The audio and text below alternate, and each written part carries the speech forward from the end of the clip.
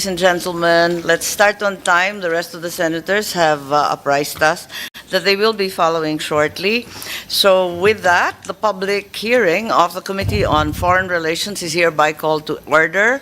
And the previous meeting having merely been suspended, we shall proceed even without a quorum and dispense with that requirement. Let's call on Attorney Dana Alberto, our Legislative Committee Secretary, to acknowledge the presence of our resource persons, guests, and others. Thank you. Good morning. The Committee on Foreign Relations would like to acknowledge the presence of our distinguished guests, namely, from the Department of Foreign Affairs, we have Secretary Enrique A. Manalo, Ambassador Jose Manuel Babe G. Romualdez, Assistant Secretary Jose Victor Chan Gonzaga, Assistant Secretary Marshal Louis M. Alferez. If you don't mind, there are quite a few people in the room. Please raise your right hand so that you identify yourself. Salamat. Yes, Asek Alferez. Thank you. Assistant Secretary Eileen Mendiola Rao, Assistant Secretary Ariel R. Peñaranda,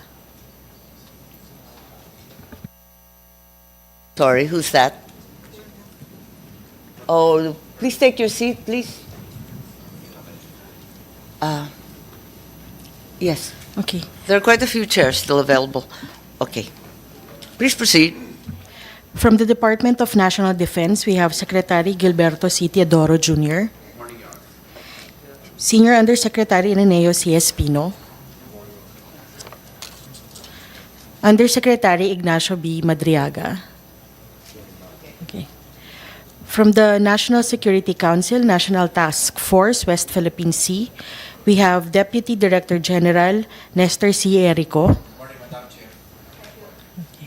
From the Department of Justice, we have Attorney Freddy G. Ganchon. Morning, Madam Chair. From the Armed Forces of the Philippines, we have General Romeo S. Bronner Jr., PA. Okay. VADM Torribo D. Adasi Jr., PN. Okay. MGen Ferdinand T. Barandon, PA.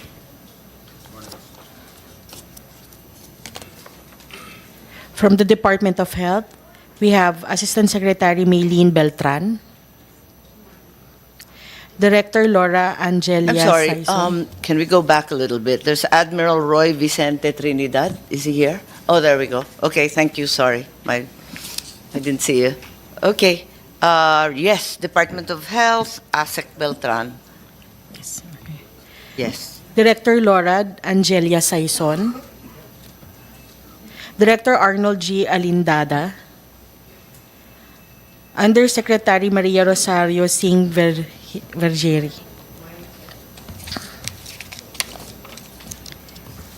From the Philippine Coast Guard, we have CG ADM Ronnie Gil Gavan.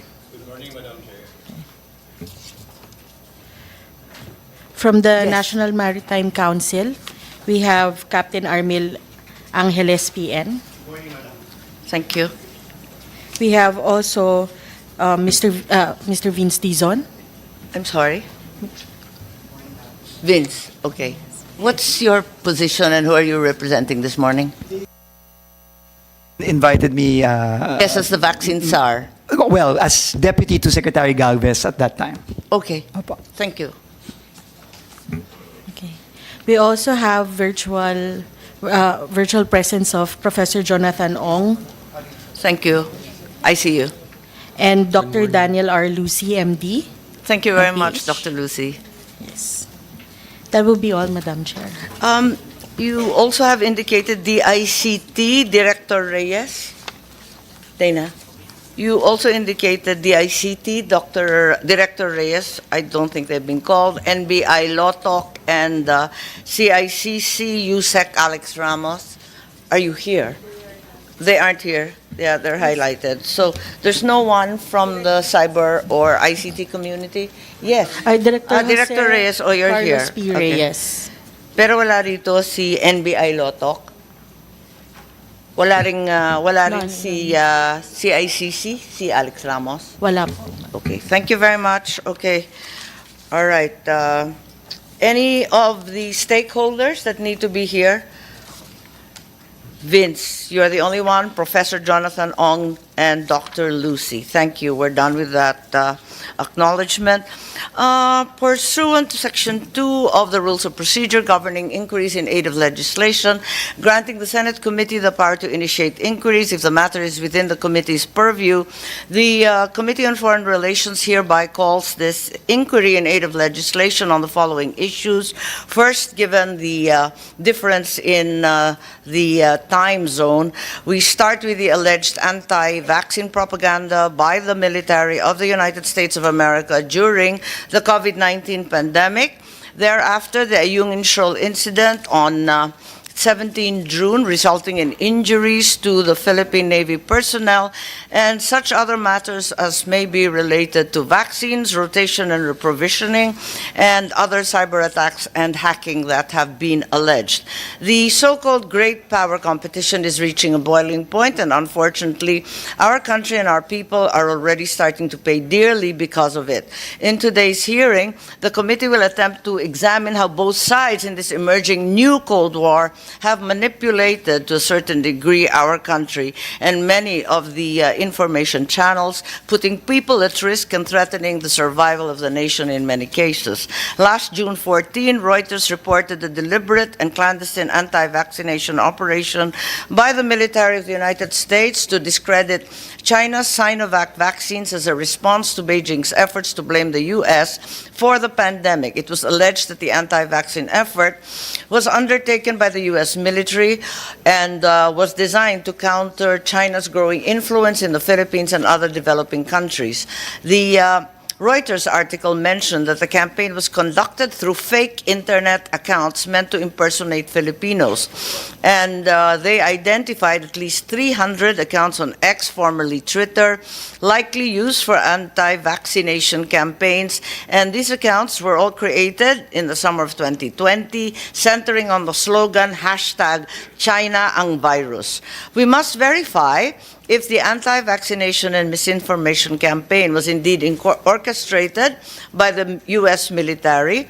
If verified, there is also a need to further determine the ramifications of the action of the U.S. military, any potential breach of international law, and any possible legal recourse available to the Philippines, considering that such anti-vaccination and misinformation campaigns threaten national security and, more importantly, the health of Filipinos.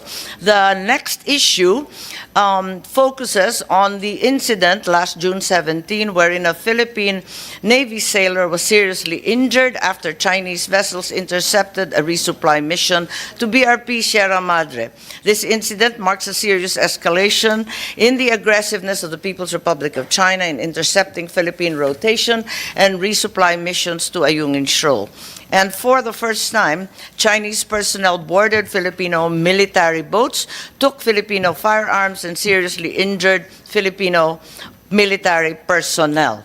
This escalation took place despite the current strategies being employed by Philippine authorities, including the filing of diplomatic protests, the transparency campaign on rotation and resupply, the joint patrols being undertaken by the U.S. and other Filipino allies. There is a need, therefore, to further examine the events that took place on June 17 in order to determine how the government can better protect Filipino servicemen and citizens during rotation and resupply to Ayungin, and to ascertain the changes that should be made to current strategies employed by Philippine government in order to allow the country to more effectively and safely assert our sovereign rights. And with that, may the committee secretary therefore administer the oath to our resource persons so that we can begin. Kindly stand and raise your right hand. Even those who are virtually present, please. I state your name. Do solemnly swear to tell the truth, the whole truth, and nothing but the truth in this proceeding. Thank you. You may sit down. Yes, I'd like to begin with the statement derived from the Pentagon. regarding the Reuters article. The Department of Defense, and this refers to the U.S. Department of Defense, conducts a wide range of operations, including operations of information environment, OIE, to counter adversary malign influence, DOD activities, including OIE, conducted outside areas of armed conflict. They are coordinated and deconflicted with other departments and agencies as appropriate. This process is deliberate, methodical, comprehensive, and several state and non-state actors use social media platforms and other media to spread disinformation and conduct malign influence campaigns against the U.S. The Department of Defense uses a variety of platforms, including social media, to counter malign influence attacks aimed at the U.S. allies and partners. As it relates to COVID-19 disinformation, China initiated a disinformation campaign to falsely blame the U.S. for the spread of COVID-19. And that's the U.S. Department of Defense statement following the article that appeared in Reuters. There is also a statement that was made public, and we are in receipt of as well, from the Chinese embassy in the Philippines regarding the U.S. military's secret psychological warfare of discrediting Chinese vaccines. And I would just like to quickly summarize the rather lengthy statement from China's embassy here in Manila. As a responsible major country, China provided global public goods such as vaccines to other countries during the COVID-19 pandemic. We were the first to provide COVID response supplies and vaccines to the Philippines. China and the Philippines have been mutually supportive and cooperative against the onslaught of the disease, making important contributions to the world's final victory over the pandemic. However, such cooperation was not as smooth as it was supposed to be. Obstruction and sabotage from a third country and certain forces happened all along. And this goes on to say that a plot doomed to failure as it went against the interests of both the Chinese and the Filipino people. More and more behind-the-scenes stories were being told by insiders following the end of the pandemic. And the above report, meaning the Reuters report, is one of the latest that connects the dots and tells a true story to the world. People around the world are indignant about the U.S. military's actions, laying bare the hypocrisy, malign intent, and double standards of the U.S. While talking about respecting human rights, the U.S. does the opposite regarding the fundamental human rights of life and death of Filipino people, thus exploiting the vulnerability of the Filipino people for its ulterior geopolitical motives. Yes, so they go on to warn that both the people of China as well as the Philippines should remain highly vigilant and clear-eyed, resist being taken in by disinformation and inflammatory rhetoric, define their own fate, and protect China-Philippine relations, as well as peace and stability in the South Seas. So we shall begin with the Twitter posts. Please put them on, to which we refer. Yes, Secretary, please, if we may have the Twitter post to which we are referring, and so that everyone can have a look at them.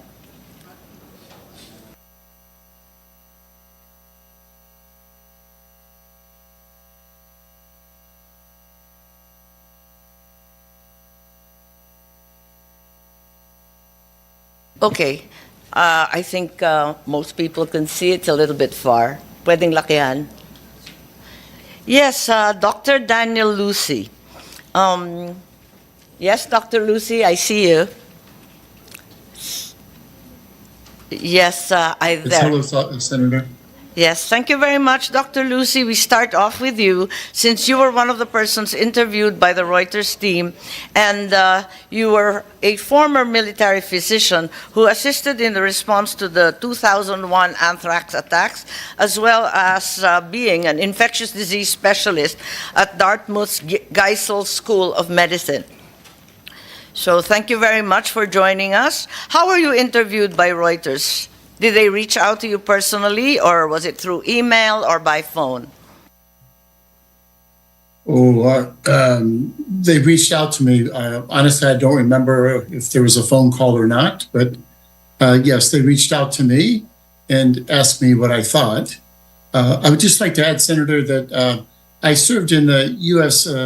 Air Force only from 1988 to 1992 for 4 years. So the reference to my work during 2001 anthrax attacks in the U.S., I was a civilian physician, infectious disease physician at that time. I just wanted to clarify that I served 4 years on active duty from 1988 to 1992.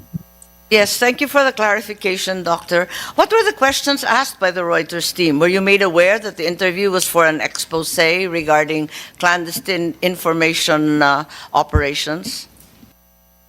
Well, I think that the Reuters interviewer was quite straightforward and factual, so I don't feel that there was any deception. He explained to me what the story was going to say and asked me if I had any reaction. And so, you know, I gave the statement that you find in the Reuters story from June 14th, because as an infectious disease physician, someone who's been involved with many epidemics, starting in 1982 with the AIDS epidemic in the US, but going to China for SARS in 2003, for example. And actually, I went to China in February of 2020, but I was trying to get to Wuhan to help work in the hospitals in Wuhan, but I was not able to get there. I only got as far as Shanghai because Wuhan was already shut down, I think, as everyone knows, on January 23rd. Thank you. Yes, so you said that they were fairly straightforward, and you were thereafter quoted by Reuters as saying, the effort to stoke fear about Chinese inoculations risked undermining overall public trust in government health initiatives. Can you explain your statement briefly? I think my statement was more to the effect of that I did not think that what was being reported, if accurate, that it was defensible. I really didn't think that it was something that you know the U.S. government should have been doing. The Chinese Sinovac vaccine, I think, as everyone knows, did have safety and efficacy data published in peer-reviewed journals, and it was one of multiple vaccines that was approved for use by the World Health Organization. So I really didn't think that it was ethically, it was defensible to, if accurate, to have a disinformation program about this vaccine, which was made available obviously to the Philippines and to other countries as well by China. Yes, thank you, Doctor. Indeed, Sinovac was the first vaccine made available during the pandemic here in the Philippines. Do these types of disinformation and misinformation campaigns cause what is called vaccine hesitancy for those who are affected thereby? Well, I can't speak directly for anyone, obviously, in the Philippines or in Central Asia or anywhere else in the world. But I think this was really disinformation. And I'm saying this, as an infectious disease physician. I'm a U.S. citizen. I, grew up in a military family. I served in active duty. But I think that the way it sounds to me is this disinformation about the Chinese Sinovac vaccine, which again was approved by the World Health Organization for use in countries around the world. It was well, the disinformation was, it sounds to me, to have been intended to make people hesitant to take the vaccine. Yes, that certainly had that effect here in the Philippines. And until today, we're struggling with vaccine hesitancy for many other vaccines. In your experience as an infectious disease specialist, how significant a problem is vaccine hesitancy? Well, I think that it's a significant problem in many countries. I can really only speak, to my own country, and certainly there was some vaccine hesitancy before COVID and before any COVID vaccines, but I think that it's probably been increased or amplified because of the controversies about COVID vaccines. And I'm speaking only for my own country, for my own experience in my own country. But clearly, before COVID, there was vaccine hesitancy, or even certain people in certain countries, and again, I'm talking about the United States, but certainly also some countries in Europe that I'm well aware of before COVID, where there were individuals who did not want to take certain vaccines, or in some cases, any vaccines at all. So vaccine hesitancy is a significant problem, but it began before COVID. And at least in my country, in the USA, I think that vaccine hesitancy has increased, and not only for COVID, increased during COVID, and not only for COVID vaccines, but in some instances for other vaccines as well. Yes, Dr. Lucy, that's certainly been our experience in the Philippines as well, sadly. Thank you very much for your participation and your reiteration that if indeed the report cited is accurate, it is not defensible in any way and would be ethically wrong. Thank you, Dr. Lucy. Thank you, Senator. Thank you very much. I also would like to have had the participation of Facebook and X, formerly Twitter, in order to discuss the alleged takedown of several hundred posts clearly identified as part of the U.S. military operation. However, there doesn't seem to be any representative present. Committee Secretary, is that correct? Yes, we invited both Meta as well as X. May I know if we've heard from them at all? We invited them, Senator Marcos, we invited them, Your Honor. Yes, I understand we invited them, they, have they responded in any way? They responded. I was able to talk to the General Counsel. She was on maternity leave. She is on maternity leave, and she told me to send an email to another person, but at the same time, it bounced back, right? The email bounced back. Okay, so we don't seem to have any reply from both Facebook and X. However, we have a reiteration from the lawyer of Reuters, a certain Christopher G. Lee, who says that as described in the news report, the U.S. military's influence program was global in nature, targeting countries across Central Asia, Middle East, and Southeast Asia. In relation to the Philippines, the U.S. military in 2020 and 2021 operated the clandestine propaganda campaign using phony internet accounts meant to impersonate Filipinos. In connection with that reporting, our newsroom independently identified at least 300 accounts on X, formerly Twitter, that matched descriptions shared by former military officials familiar with the Philippine operation.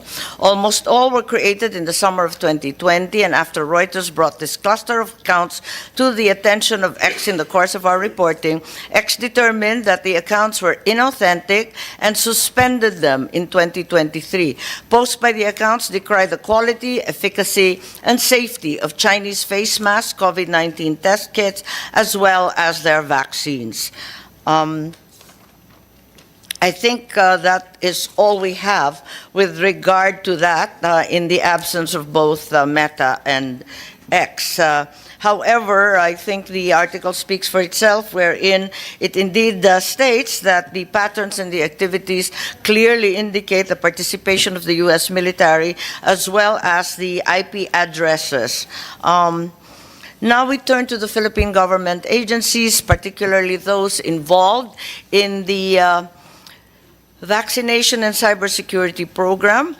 Were you aware in the late 2020 period to the first half of 2021 that there were hundreds, if not thousands, of social media accounts intended to malign or discredit not only Sinovac, but Chinese face masks and other equipment? Is anyone aware of such social media accounts? Was there any activity reported to you in DOH? Perhaps Mr. Dizon now, who was also involved at least later on. May nabalitaan ba kayo na may ganitong pangyayari? Na may nagsasabi kahit unang-una yung Sinovac ay hindi maaasahan at pati yung mga face mask, pati yung mga ginagamit na PPE at ibang equipment ay hindi maaasahan. Yes, Yusek po? Yes, good morning po, Madam Chair. Yes po, we have been monitoring this kind of social media issues where there was this kind of issues raised by the people or population, and we tried to address this by doing some form of directed town halls and assembly so that we can better inform our citizens. So, Yusek, you were actually aware that there were posts, tweets, other misinformation over social media and other media here in the Philippines. Is that correct? Yes, Madam Chair. And the DOH action was to make people aware through different town halls and other media as well. Is that correct? Yes, Madam Chair. Did you not find these alarming, these tweets and posts? And beyond the town halls, was there any other action taken to stop these accounts and posts that were clearly undermining the effort of DOH at the time? Yes, Madam Chair. We usually get this kind of issues not just for COVID, but even before the COVID pandemic started, because we had already these kind of issues regarding vaccines since 2016. So we tried addressing this. By 2016, are you referring to Denvaxia po? Yes, Madam Chair. So mula pa nung Denvaxia, nagkakaroon na kayo ng problemang ganito, kaya medyo pamilyar na kayo. Yes, Madam Chair. At ang panlaban ninyo, naglalabas kayo ng impormasyon na tama. Yes, Madam Chair. Did you find it alarming? During that time, Madam Chair, yes, because we were trying to have all our population vaccinated. So we really needed to intensify our efforts. So we also had some communication with the Facebook or Meta so that they will take down these different posts, because we do social listening 24/7 so that Did we they? can monitor.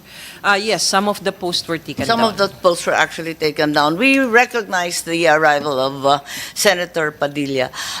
As I recall, the frustration of then President Duterte was such that he threatened to arrest people who wouldn't get vaccinated because we had such meager numbers.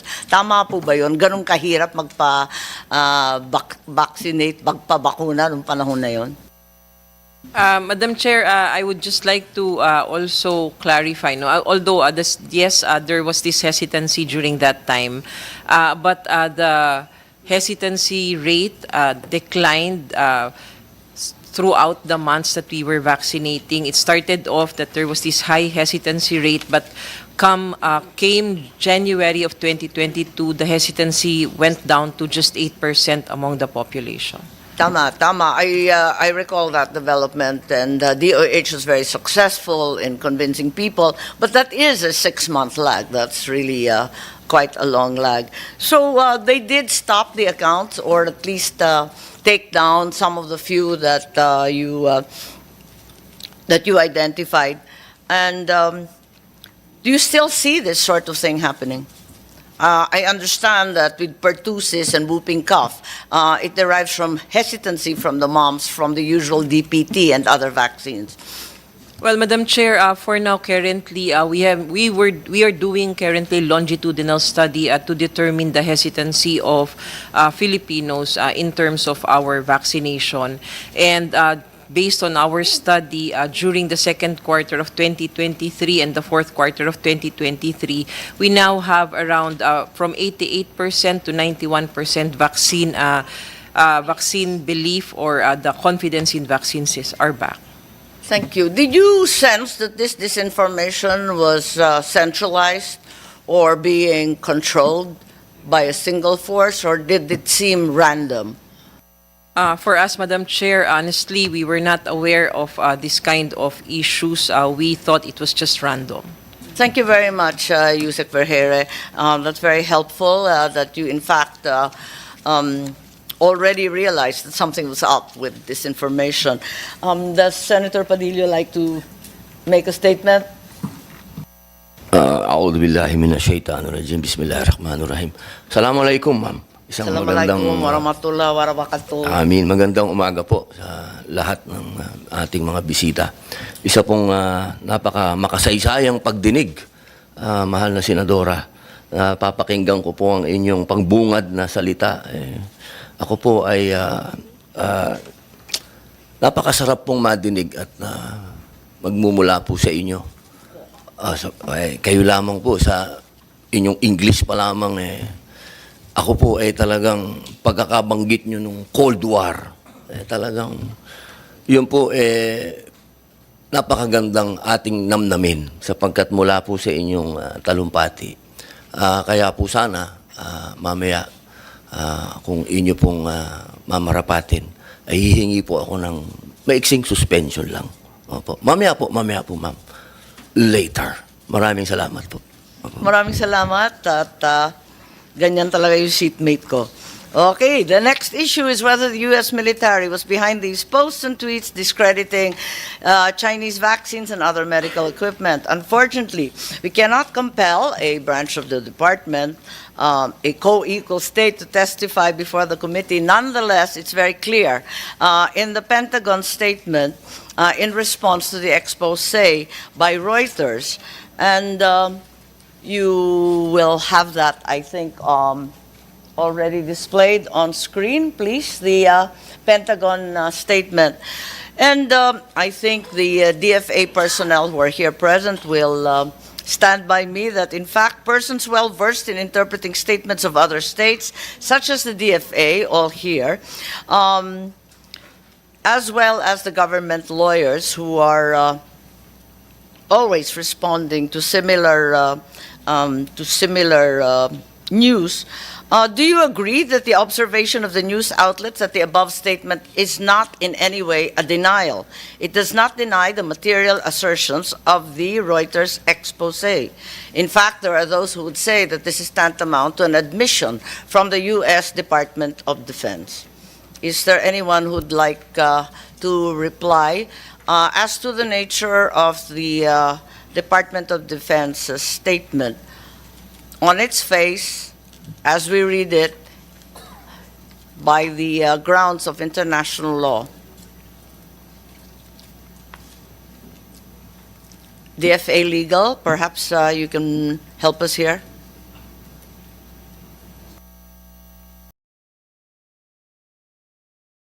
That they undertake a wide range of operations. Is that correct?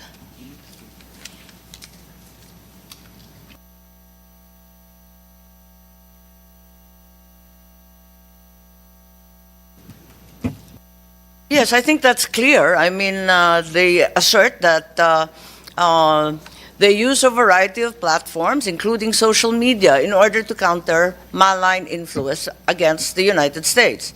Certainly a right of every state to defend itself. Any thoughts? Yes, any lawyers from DFA or DND who are familiar with this sort of statement? It's certainly not a denial. Are we agreed?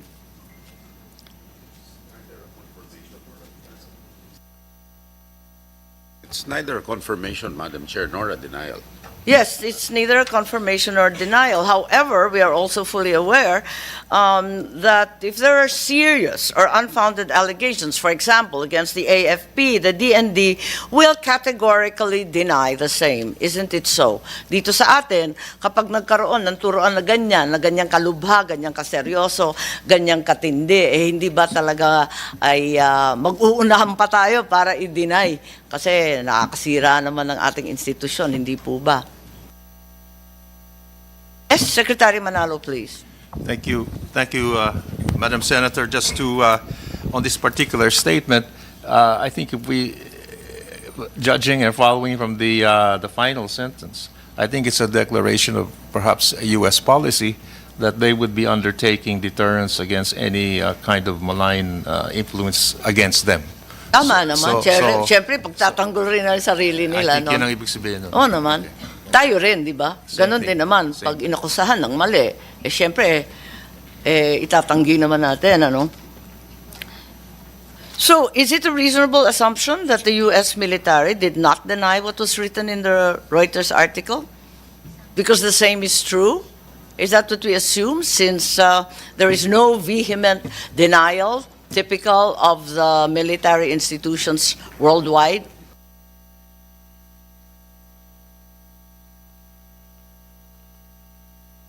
Yes, Secretary Manalo, please. Thank you, Madam Chair. I can only repeat what Secretary Teodoro said. I think it's neither a denial or an assertion of. Secretary Chodori, you'd like to speak for yourself? No, Mama, if it's neither a confirmation nor a denial, then the burden of proof is on the asserter to prove something. So that means to say that the US DOD will neither confirm nor deny. Somebody has evidence, come out and prove it. I think that's the import of the statement. Yes, that's correct. Neither a confirmation or a denial.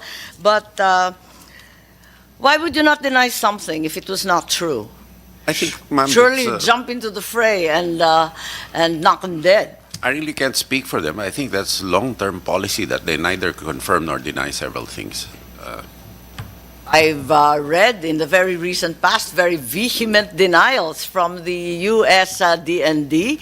They are certainly not hesitant about lambasting people who accuse them of what they believe are wrongful and inaccurate things. As I said, ma'am, I can't really speak for them, Your Honor. That's right. Neither can we, although, of course, some news outlets view the Pentagon statement not just merely a lack of denial, but an actual admission of the veracity of the Reuters, as it is the habit, indeed, of military institutions to deny immediately wrongful accusations. In our legal procedure, is it not that an assertion not denied is therefore deemed admitted? It depends. If the assertion calls for a denial, the characterization that This certainly calls for a denial because Ma'am, it has very, very serious ethical ramifications already mentioned by Dr. Lucy. well, on probably they can invoke matters of national security on that matter, but it's in a legal proceeding that when an assertion calls for a denial, then it can be laid down in evidence that the non-denial, if the nature of the question would call in the normal course of things, if I remember my evidence right, and it is not denied, then it can be submitted in evidence that such was an implied admission Yes, in a legal proceeding. I understand that a legal proceeding would be required, but it is, of course, even in a legal proceeding, even under the rules of Philippine evidence, clear that an assertion that is not denied will have to be deemed admitted. Certainly one such so important as this one. Any instinct from the AFP and the DND? Why was the U.S. DND so cagey with neither an admission nor a denial? Wouldn't you deny it immediately when someone accuses you of such an evil, wicked, dangerous, unethical campaign?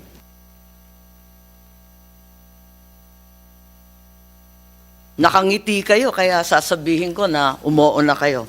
O Yeah, siya. ma'am. In ours, because we belong to a different set of rules, we will deny, naturally, any Yes. assertion that will affect the integrity of the institution, any false assertion, any malpropaganda, malign influence, we will immediately deny it. But that's us.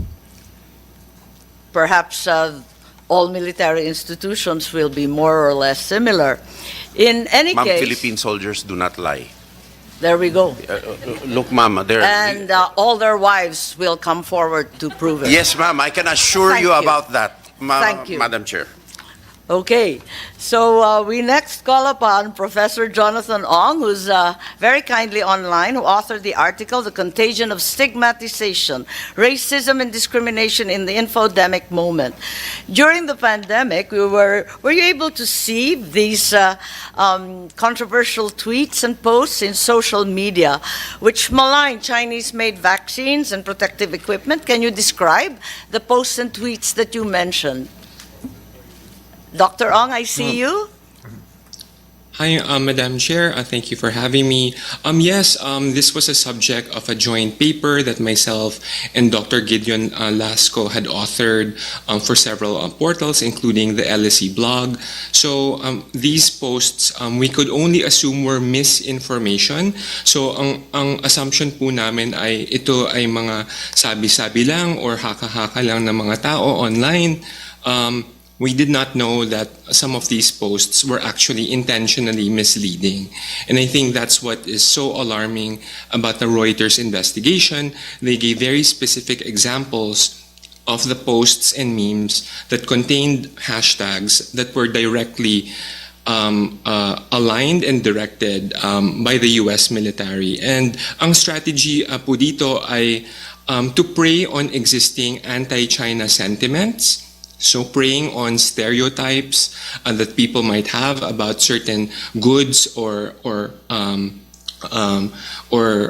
items that are defective. So ito po ay ginagamit and wini-weaponize to stoke ang public's existing fears and anxieties at a time of incredible tragedy, and people were very afraid.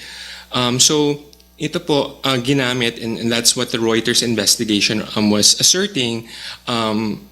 To actually weaponize people's existing fears and anxieties. And this is very effective in getting people in a very fearful and panicked state.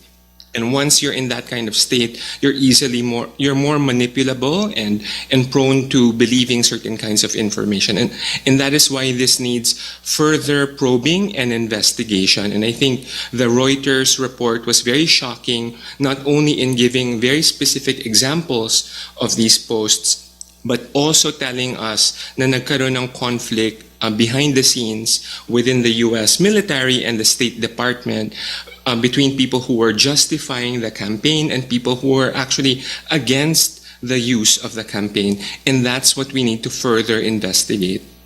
Thank you very much, Professor Ong. Magkapareho kayo ng DOH. Nakikita ninyo yung tweets and yung posts, pero hindi ninyo alam kung saan galing. Hindi rin ninyo alam kung may talagang nagmamaniobra na, kumbaga, centralized. But I would like to ask, what do you suspect was the objective of these posts? So, so it's interesting that it's not just the Philippines that was the target country. It was several countries in Southeast Asia, Central Asia, and the Middle East. So these are regions in which the US has very clear geopolitical interests, and they want to consolidate support within these countries, while China is obviously trying to win over public sentiment here using vaccine diplomacy. And I think that's what the Reuters investigation was trying to uncover and go into great detail, diba? Na parang tinatry i-counter Dr. itong Ong, vaccine. Professor Ong, sorry. Opo. Naniniwala kayo na may disinformation campaign that was managed and concerted by groups interested in the U.S. policy in these very controverted regions? So I will base it po on the Reuters report, and if you allow me to explain a little further. So the Reuters report was very detailed in identifying people they had interviewed, U.S. Based diplomats and also former military officials who were very critical of the campaign. And I think that's yung power ng story in the Reuters report is they based it off people's testimonies and anonymous testimonies saying that they had actually objected to employing this disinformation campaign in these countries na may military interests ang United States. And so they were able Yes, to Professor, piece together I am also the fully leadership aware. and the accounts. Oh, sorry. Professor, yes, I know many American citizens as well as government officials who are horrified by the notion that such a campaign was undertaken by the Pentagon. So you feel somehow that this is real, even if you did not observe any systematic proliferation of disinformation. So I did not have access to that level of data. To be able to access this kind of information, kailangan natin ng verification from social media platforms themselves.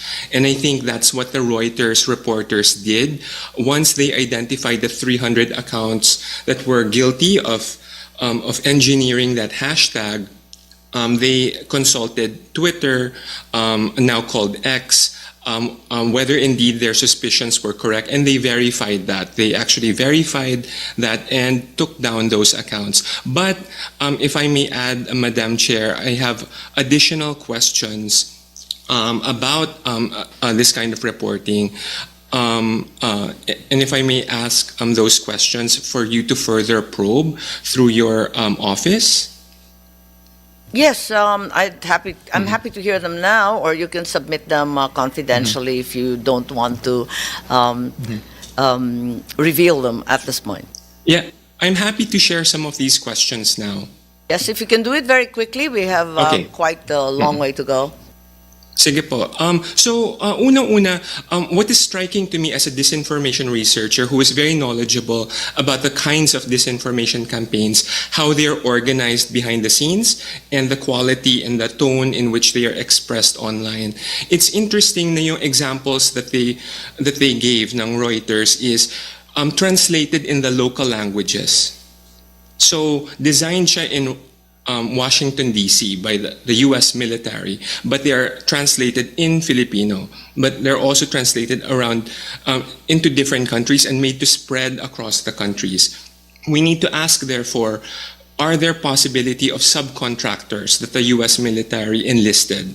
And who might those subcontractors be? And where are they located?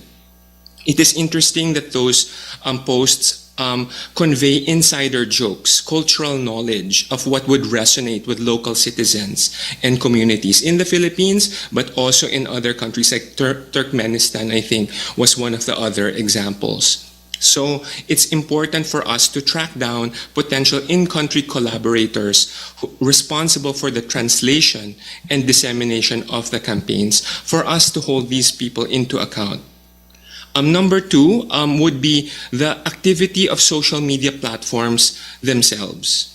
If you read very closely the Reuters investigation, it was very interesting that Reuters reported how social media platforms called the U.S. military for a meeting, for a Zoom meeting, to say that they were able to identify these accounts that the U.S. military were using and operating from their base.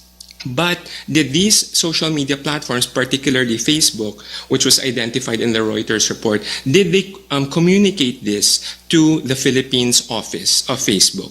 Did they communicate this to any Philippines government official who they should also be held into account for? So these social media platforms are obviously, their headquarters are in the United States, but they must be accountable to us as well. So I think those are two important they questions. haven't even turned up this morning, Professor Ong. Yeah, and I think those are important questions that an independent body of researchers should be able to get access to, and I think your office should feel empowered to commission an independent, deep investigation here. Thank you. Thank you very much, Professor Ong. That's very helpful, and those are certainly leads that we need to follow up on. Meanwhile, we go back to the DOH and Vince Dizon, and admitted by us all here, during the first 6 months, there was a very low vaccination rate until the very end of 2021, and the rate at that point was 25%, and we know that President Duterte was irate that he couldn't push it forward, threatening, in fact, imprisonment at one point for those who refused to be vaccinated. To your mind, what were the main reasons, even among very vulnerable sectors manifesting grave comorbidities?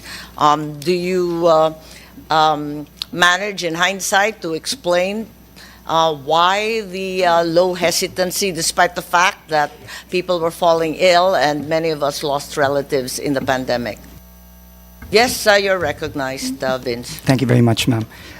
I think just to put things in perspective, there were really two main and very serious challenges during the beginning of the vaccination program, which was sometime in the late part of 2020 leading towards 2021. The first one was really the lack of supply. It was very difficult to get supply of any vaccine. No? Yes, so part of it was a supply issue. It was a supply Yes, issue. yes, But we're all aware of that. Yeah. coupled with that was really what Yusek Rosette mentioned, which was really a very strong hesitancy issue on the part of the public. As the surveys at that time showed, it was as low as 25%, not to begin with, meaning only about 25 to 30% were actually willing to take a COVID vaccine. Right. In order to address this, I think upon directions of the president himself at that time, there was really a very, very strong multi-sectoral effort, which included the government agencies as well as the private sector. Sure. In fact, I recall there was a very strong Yes. campaign to combat that. And That's this was correct. really also borne out by a lot of And we disinformation. continue to be grateful for the participation of the private sector, the SM Group, San Miguel Yes. Group, the Razon Group, who all bolted in and showed their civic-mindedness, offering for free so many vaccines. The LGUs were also at the forefront. My question is, during that period of great vaccine hesitancy and intermittent supply, during that more or less 6-month plus period, how many probably died or contracted severe COVID? Do you have any data at all?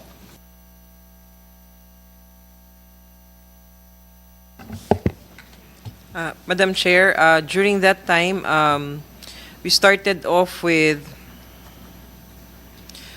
during the second quarter of 2020, that would be Come again? during the second quarter of the year 2020, Okay. when the COVID started, we had a total of 33,991 illnesses and 1,936 deaths. At the end of the year 2020, we had a total of 158,404 illnesses and 3,678 deaths. Okay, this is still Yes. 2020. Paano yung Madam. 2021? Up to the second quarter, sabihin natin. Yes, Madam Chair. During 2021, second quarter of 2021, we had a total of 646,760 illnesses and 12,689 deaths. So it climbed radically. Yes, Madam Chair. Tapos, nung katapusan ng 2021, kung kailan talagang nagsimula yung marami na nagpapabakuna, ilan ang nagkasakit at ilan ang namatay? During the fourth quarter of 2021, only for the fourth quarter, we Yes. had a total of two. This is not cumulative. Not cumulative, Madam Chair. Can we have cumulative? Okay. Perhaps if not today, then you can submit it. Yes, I'd Madam be Chair, we will grateful. provide Sige, that. sa last quarter lang po. Sa last quarter lang po ng 2021, we had a total of 298,452 illnesses and 7,878 deaths. Nung yung third quarter, para maidagdag na lang natin lahat, yung Yes third po. quarter pa. Third quarter of 2021, we had a total of 1,117,896 illnesses. Just wanted to emphasize, Madam Chair, that during this third quarter, we had the Delta variant. Yep. And then the deaths during that time, the third quarter of 2021, was at 21,424. So, these are shocking numbers. The mortality and morbidity rates are terrible. And this is the period that we refer to and that the Reuters article refers to. Yes, Mr. Vince Dizon, you're I raising just your want hand. to just very quickly just highlight that very important data point that Yusek Rosette made. I think the 6-month period you're mentioning, no, is really a period between the first quarter of 2020, around February, and towards the third Pero wala quarter, pang 2021, sorry. Kailan ba nag-umpisa yung bakuna? 2021 po, March 1. Kaya nga, so, So- yung first quarter hindi talaga kasali, second quarter lang Opo, pinag-uusapan. but I think the importance of the first quarter is that this was during the time when the outbreak of the Delta variant started in India, if I'm not mistaken, and it would eventually and inevitably lead Parang to yung Delta was much later in the year. hindi pa, ano po yan, middle of 2021, mga ganun po. Third quarter. Opo, mga ganun po. So I think the critical timeline that you mentioned, it's made even more critical because of the Delta variant. Kasi yun po talaga yung, I think, considered the most deadly. Okay. That's why we needed to really vaccinate as many and as fast during this period. But unfortunately, because of hesitancy and as shown today, the disinformation that came in during that time, So you it made do it think doubly... so you do think the information had its malign effects? Oh, and, definitely, ma'am. Truly worked against the Filipino people. The numbers are shocking. We're talking about millions, hundreds of thousands. This is no meager number. This is No. much worse than the body count and casualties of war. Yes, ma'am. That's why I think the president really at that time really expressed a lot of frustration because he knew that it would lead to illnesses and sadly death. Thank you very much, Mr. Dizon. Yusek, one last question. As a doctor, is this the last question? As a doctor po, is there any valid reason at all why people should be dissuaded from receiving Sinovac shots? I know it's a mere 50+% efficacy, but it's at that time was better than nothing, right? Madam Chair, first, based on studies, Sinovac prevented 51% of symptoms if you are to receive that, but 100% protection from death and from severe disease of COVID-19. And as a doctor, based on the evidence at hand, wherein the Food and Drug Administration of the Philippines has given its emergency use authority based on safety and efficacy, and also the WHO emergency use listing, Sinovac was included, and based on our experts' recommendations, I will not have that kind of issues regarding this vaccine and will not dissuade people to receive the vaccine. Thank you very much, Yusek. So we have that on record that there's really no medical reason to object to Sinovac or even the other Chinese vaccines. Kaya lang, kailan ba dumating yung iba, yung iba't ibang Western vaccines, ika nga? Yes, Madam Chair. During the first quarter also of 2021, after the donation from the Chinese government of Sinovac in the last week of February 2021, AstraZeneca vaccines came, and these were donations coming from the COVAX facility. A total of around 500,000 came. So that was first quarter of 2021? Yes, that was first week of March of 2021 where AstraZeneca came. And then the other Western vaccines came around May already, Madam Chair, but only in trickles. Thank you very much, Yusek. Thank you very much, DOH. Punta muna tayo sa DFA.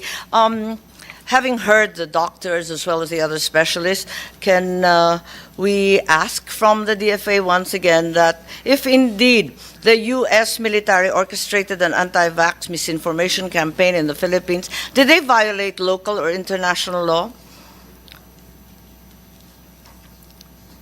Does this action contravene the principle of non-intervention in the International Court of Justice?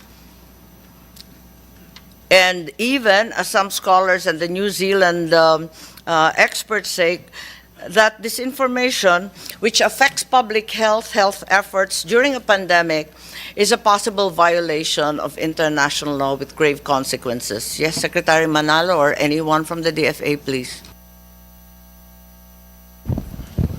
Thank you, Madam Chair. On that particular question, I don't think I can really give an answer on whether it did violate international law. I suppose. Well, if we assume Yeah. that what was written is in fact accurate, can we say that this violates local or international law? Or are we going to say that this is par for the course and accept that this information that causes hundreds of thousands of deaths is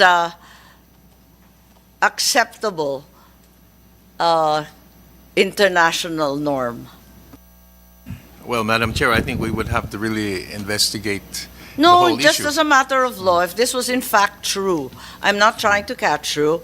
If this was in fact true, that this information campaign of this magnitude, of this variety was undertaken, wouldn't it violate local and international law? Well, But- Dr. Lucy already said that this was clearly unethical if it were true. Perhaps, Madam Chair, I could pass the floor to our legal advisor because I think this is more of an international legal issue. I have our Assistant Secretary for International Yes po. Affairs. Asek Tejada, is that it? Tejada. Yes, po. Thank you, Madam Chair, for giving me the floor. Locally, it could, any disinformation Yes, campaign. can we speak closer to the mic, please? Locally, any international, any campaign to discredit, Oo. especially an information that concerns health issue is a matter of national security, of course. Therefore, any country could take issue on this. But I'm sorry, national security. We're talking about public health. yes, yes, it is a national security issue. Yes, It- I it- understand, but graver than that, of course, it causes Yes, yes. so many, there's widespread death and disease, right? Indeed, Madam Chair. Therefore, any attempt to discredit or to sow disinformation for example, in the Philippines, Sure. our national authorities are for sure can take issue on that and can take action. What action, what legal recourse would we have in the international arena? You could go either to counter the disinformation as what the health department No, has no, said. but that's not an international arena. What legal recourse does the Philippines have? Has the Philippines have? Anong magagawa natin? Kasi, nangyari na nga to. Opo. Paano natin gagawa ng paraan na hindi na mauulit? Opo. If we are able to identify po kung sino po yung nagkakalat ng maling information, we could go Yes, the but what's diplomatic the legal way. recourse? What are our remedies? Saan tayo pupunta? Well, Madam Chair, Ang hirap naman na sasabihin sa mga pamilya na nawalan ng mga mahal sa buhay, na wala na tayong magawa, iyakan na lang natin. hindi naman po ganun, Madam Chair. Eh kaya I nga, think ano we po should- ang we should, sinasabi mo? We should vigorously inform the public about any disinformation that is being made Hindi, pero by wala any ba tayong entity. legal recourse dyan? Wala bang mapapataw na kaso ang Pilipinas na hindi naman tama ang ginawa nila? This needs further study, Madam Chair. Of course, using We do have legal remedies, don't we? for sure, Madam Chair, but it is only Assuming that now. this was true. I am not accusing anyone at this juncture, but certainly what we have heard is very substantial and very, very Madam Chair, serious. thank you very much. If we knew what we know now, that this is a campaign, Well, we do know what we know now. this report by the Reuters, that there is actually Kaya nga, anong magagawa? maari po tayong gumawa po ng reply. That Hindi, ang this is galing-galing not, natin gumawa ng note verbal. Hindi ba dapat mag-note verbal? Opo. Note verbal is one way. That is the Daan-daan diplomatic na route. ang ginagawa But, ng DFA, di ba? Hindi ba dapat iprotesta to? Opo. Hindi ba dapat mag-statement man lang yung DFA o DND? Hindi ba dapat magsalita ang pamahalaan natin na umalma? Bakit ito ginawa? Bakit biniktima ang libo-libong Pilipino? Madam Chair, Wala if I tayong may. palag eh. If I Ni may. hindi tayo umimik eh.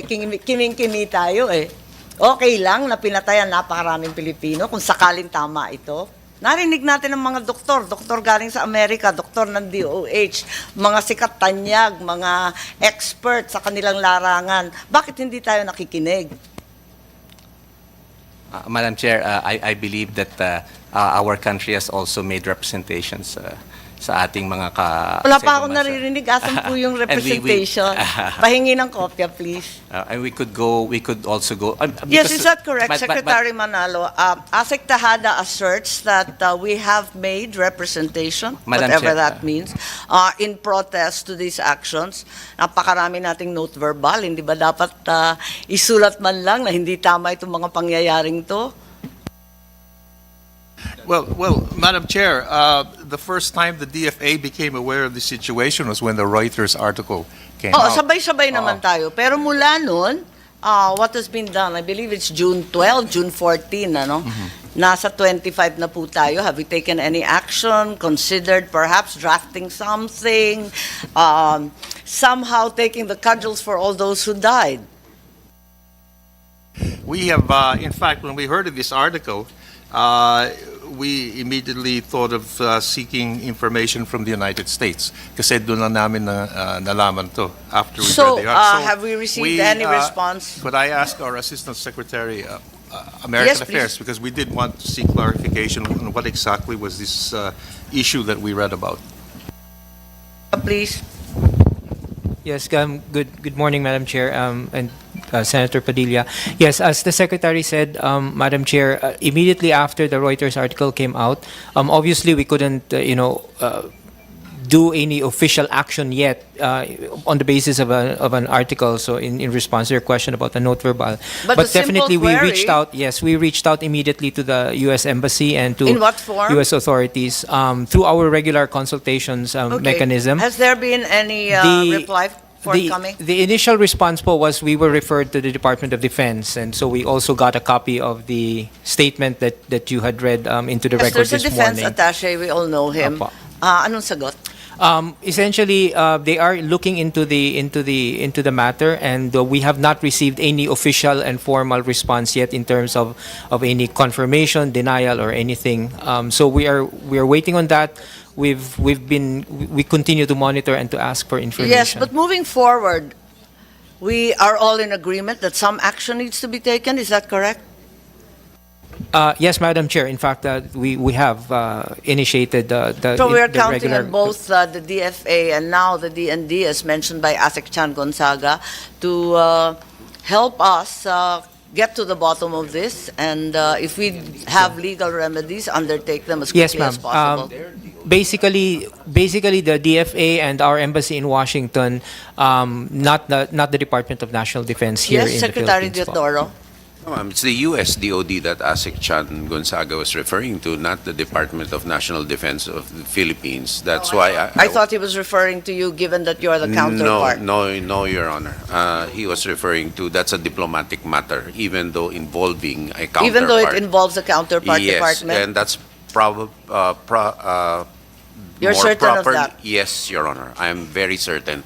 That's more properly within the purview of our diplomatic representation to the United States Yes, and the DFA. Probably, but if you could help us along, because we would like to get to the bottom of this. Certainly your If the counterparts would have DFA better requests us, information. Your Honor, we will certainly. DFA, please find it in your heart to request the Department of Defense. I don't know why we've suddenly become so officious, but let's do that. Please. Thank you, Madam Chair. Yes, we will, of course, first wait for the reply from the DOD, the U.S. Department of Defense, and obviously if there's anything in their reply which would prompt us to seek the assistance of our counterparts. Magtulungan naman tayo. Ang dami-daming nagkasakit ng malala, ang dami-daming Pilipino na namatay dahil dito. Hindi natin alam kung direktang ito, pero sa numero na lang makikita natin na talagang nakakasindak ang epekto nito. Kaya't siguro naman, all hands on deck naman tayo nito. Importante naman na matapos itong usaping ito. Ano? At kung kinakailangan, alamin natin kung may sala talaga at patawan ng karampatan parusa. Eto ngayon, which brings us, since DND got back into the fray, let us move on to a related matter, which was a report last year that the United States finally decided to release vaccines which the Philippines already paid for, only after President Duterte rescinded his decision to abrogate the VFA. So we're back to DND territory. Ambassador Romualdez, I believe you've been waiting, but you're muted. Babes? Yes, ma'am. Thank you very much, Ambassador Romualdez. You were quoted as saying, then President Duterte, we need to give this VFA a chance because it will help us get our vaccines to our people. Does this mean that what ensued was a quid pro quo arrangement between the US and the Philippines? May kaliwaan bang nangyaring ganito? The vaccine, nabayad na natin, would only be delivered if the VFA remained untouched. It's a quote from your interview. No, what I meant there was when what we had paid for was the Moderna, but the United States at that time was prepared to donate several vaccines or a number of vaccines to the Philippines and to other countries as well. But obviously, the priorities were the allies. We were an ally, but let's be very honest about it. The fact that there was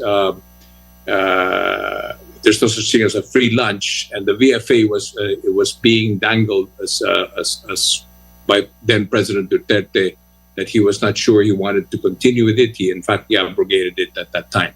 So I pleaded with the president and told him that perhaps it would be best if we could just allow the VFA to continue, so that it will be much easier for us to be able to get the United States to give us the vaccines that we paid for, at the same time also get more vaccines down the road. Yes, do you know a certain Haydarian? I think he was the one who interviewed you, and he said that you said, except Washington was holding back all their vaccines because President Biden back then wanted all Americans to get it first. But we had already paid for our Moderna vaccines. And to put it frankly, I basically begged the White House to give us the vaccines, to give people hope. Well, like I said, there was already the executive order from the White House that President Biden said that Americans will first get the vaccines before we start getting the vaccines out. But why was there a need for the good ambassador to beg the White House for the delivery of Moderna vaccines when we'd already paid for them? Well, even if we had paid for them, the schedule was actually still much later on. What I did was to ask the White House if they could give us the vaccines earlier than that. Did they come earlier? In fact, as I recall, they were quite seriously delayed. It was the delay, but there was other vaccines that are actually given priority for the Philippines, and specifically that was Pfizer. So why was Pfizer, which we did not pay for, in the Philippines before Moderna, which we had paid for? I'm lost. Yeah, Pfizer had more supply. Vaccine, more supply, and they had it with the COVAX facility, which I'm sure our DOH is familiar with. That we were given, the donation came from the. And what did the VFA? What did the mention of the VFA have to do with it? Well, like I said, in diplomacy, as far as I'm concerned, I felt that if we had the VFA in place, which was in place at that time, we just had to continue with it. So it'll be much easier for us to be able to really ask our friends here in the United States. It will be much, perhaps more conducive for them to be able to give us the vaccines. Is it correct then, Ambassador Romualdez, to say that aside from paying the purchase price, the Philippines also had to beg and promise to allow U.S. troops in the country before U.S. vaccines were released? This is the impression that your interview gives. Well, what was meant there was the vaccines that were being donated is what we were after. The vaccines that we had paid for, Moderna had already made it clear that the vaccines will be coming at a certain time frame. And it was, well, as you said, it was delayed. So, what connection did the VFA and the Moderna vaccines have, in your mind? Well, there was no connection in that one. The connection was more on the donation, on having more of the vaccines available for us. And specifically, that was Pfizer. So you're saying that the VFA was related to the donation of Pfizer and had nothing to do with the already paid supply of Moderna? No, it did not have anything to do with that one. It was more on the donations that were made available to countries all over the But world. we paid for the Moderna. It's not a donation. Why did we have Yes. to agree to the VFA if we had already Well, paid for the medicine? We did not agree to the VFA because of Moderna. We allowed the president had approved the VFA to continue because I told him that perhaps it would be much easier for us to get more of the Pfizer vaccines that were part of the COVAX I see. facility. I see. Did anything or anyone in Washington imply that the VFA had something to do with the provision of U.S.-made vaccines to the Philippines? Where did you get the notion that they were perhaps tied together and that they would be friendlier and more ready to provide the Western vaccines if the VFA remained in place? Well, I could see that the priorities were given to countries that had obviously good relations with the United States. I mean, it's a very simple deduction, really, when you see that there are other countries that were given priority. And I wanted to be part of that priority at that time. Yes, but you already said that Pfizer, being so widely available and being supplied much more efficiently, was all over the world. Are you saying that all over the world, every country with Pfizer was also required to host U.S. soldiers? No.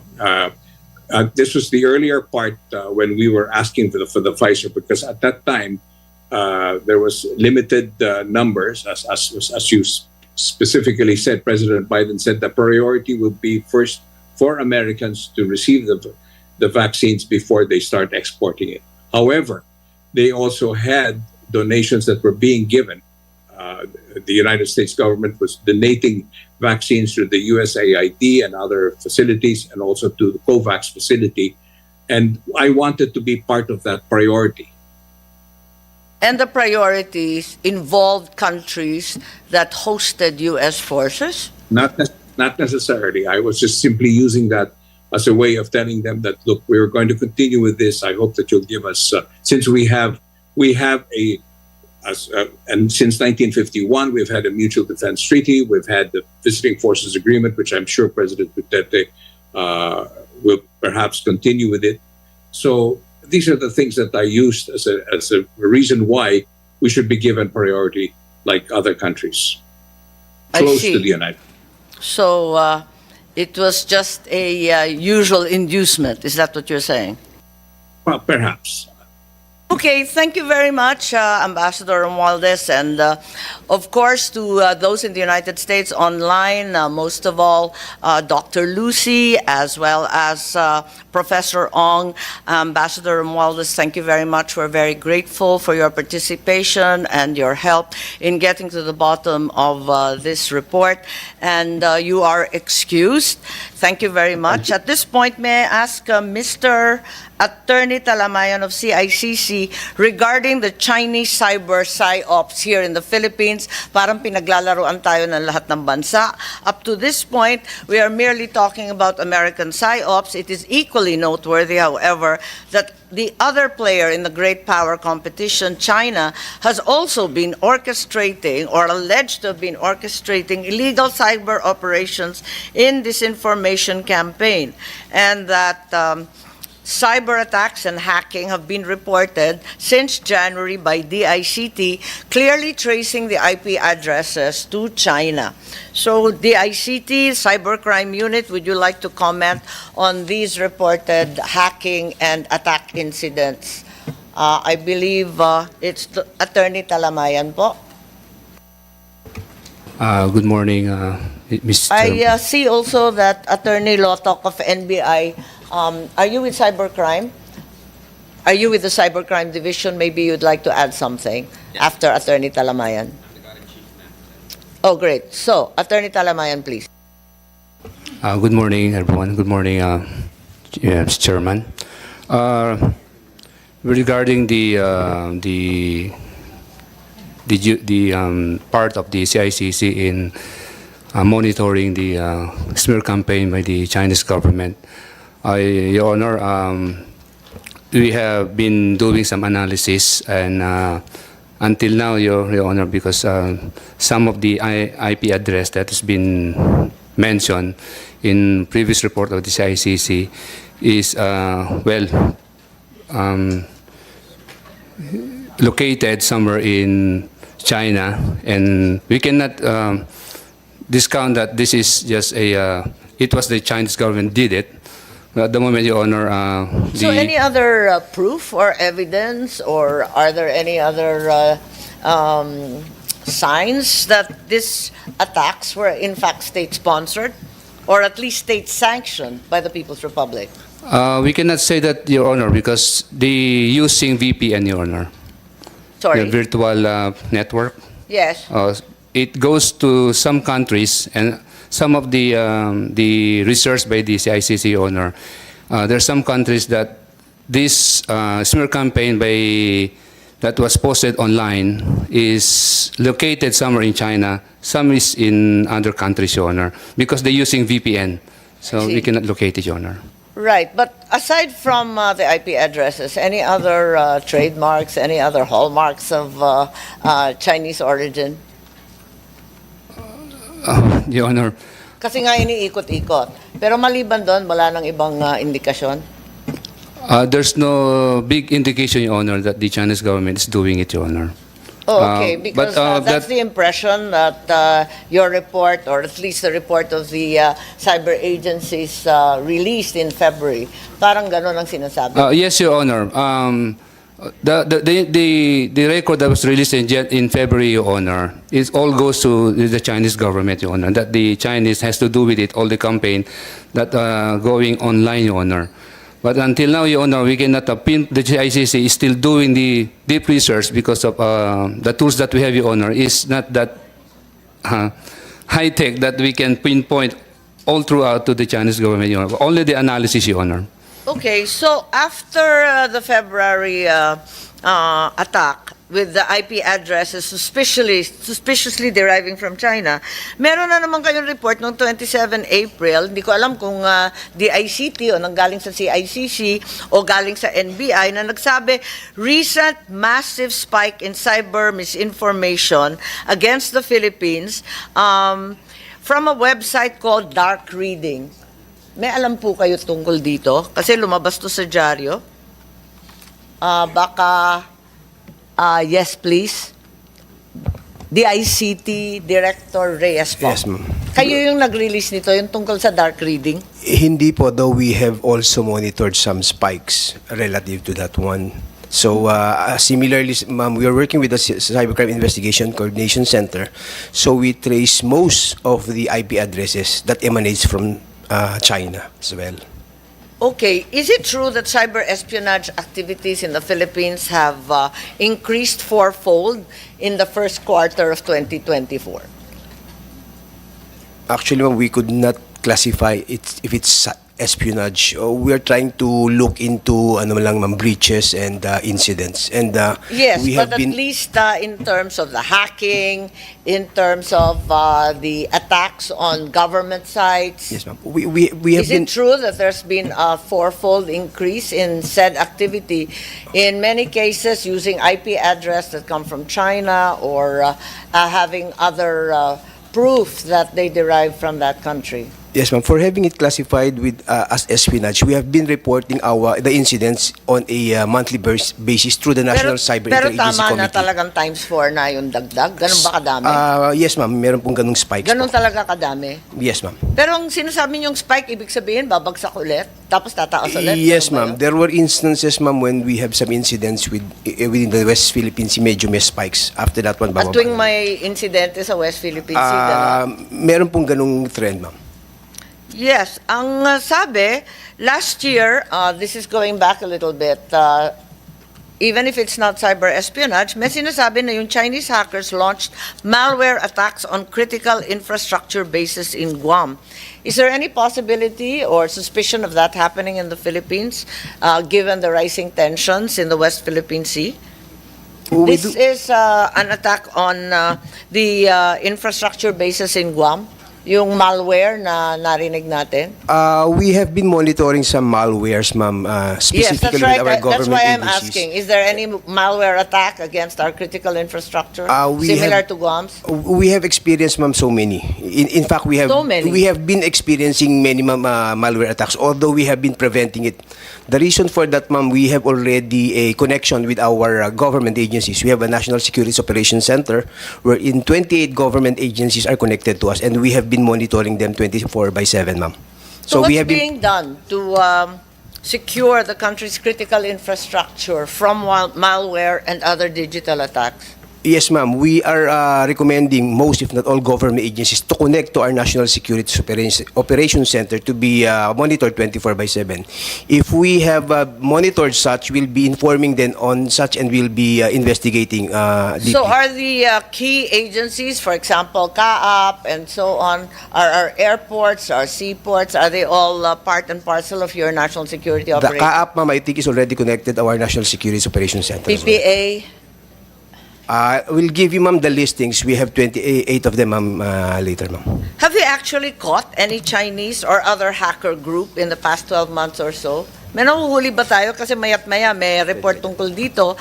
Eh baka wala naman nahuhuli kahit kailan. Nakakaya naman tayo. Yes, ma'am. The prosecution and investigation, we pass it to the CICC, the National Bureau of Investigation, PNP, ma'am. Ang galing mo magpasa, Director Reyes. Attorney Talamaya. Actually, ma'am, yung it's not on CICC, purview. meron ba kayong nahuhuli?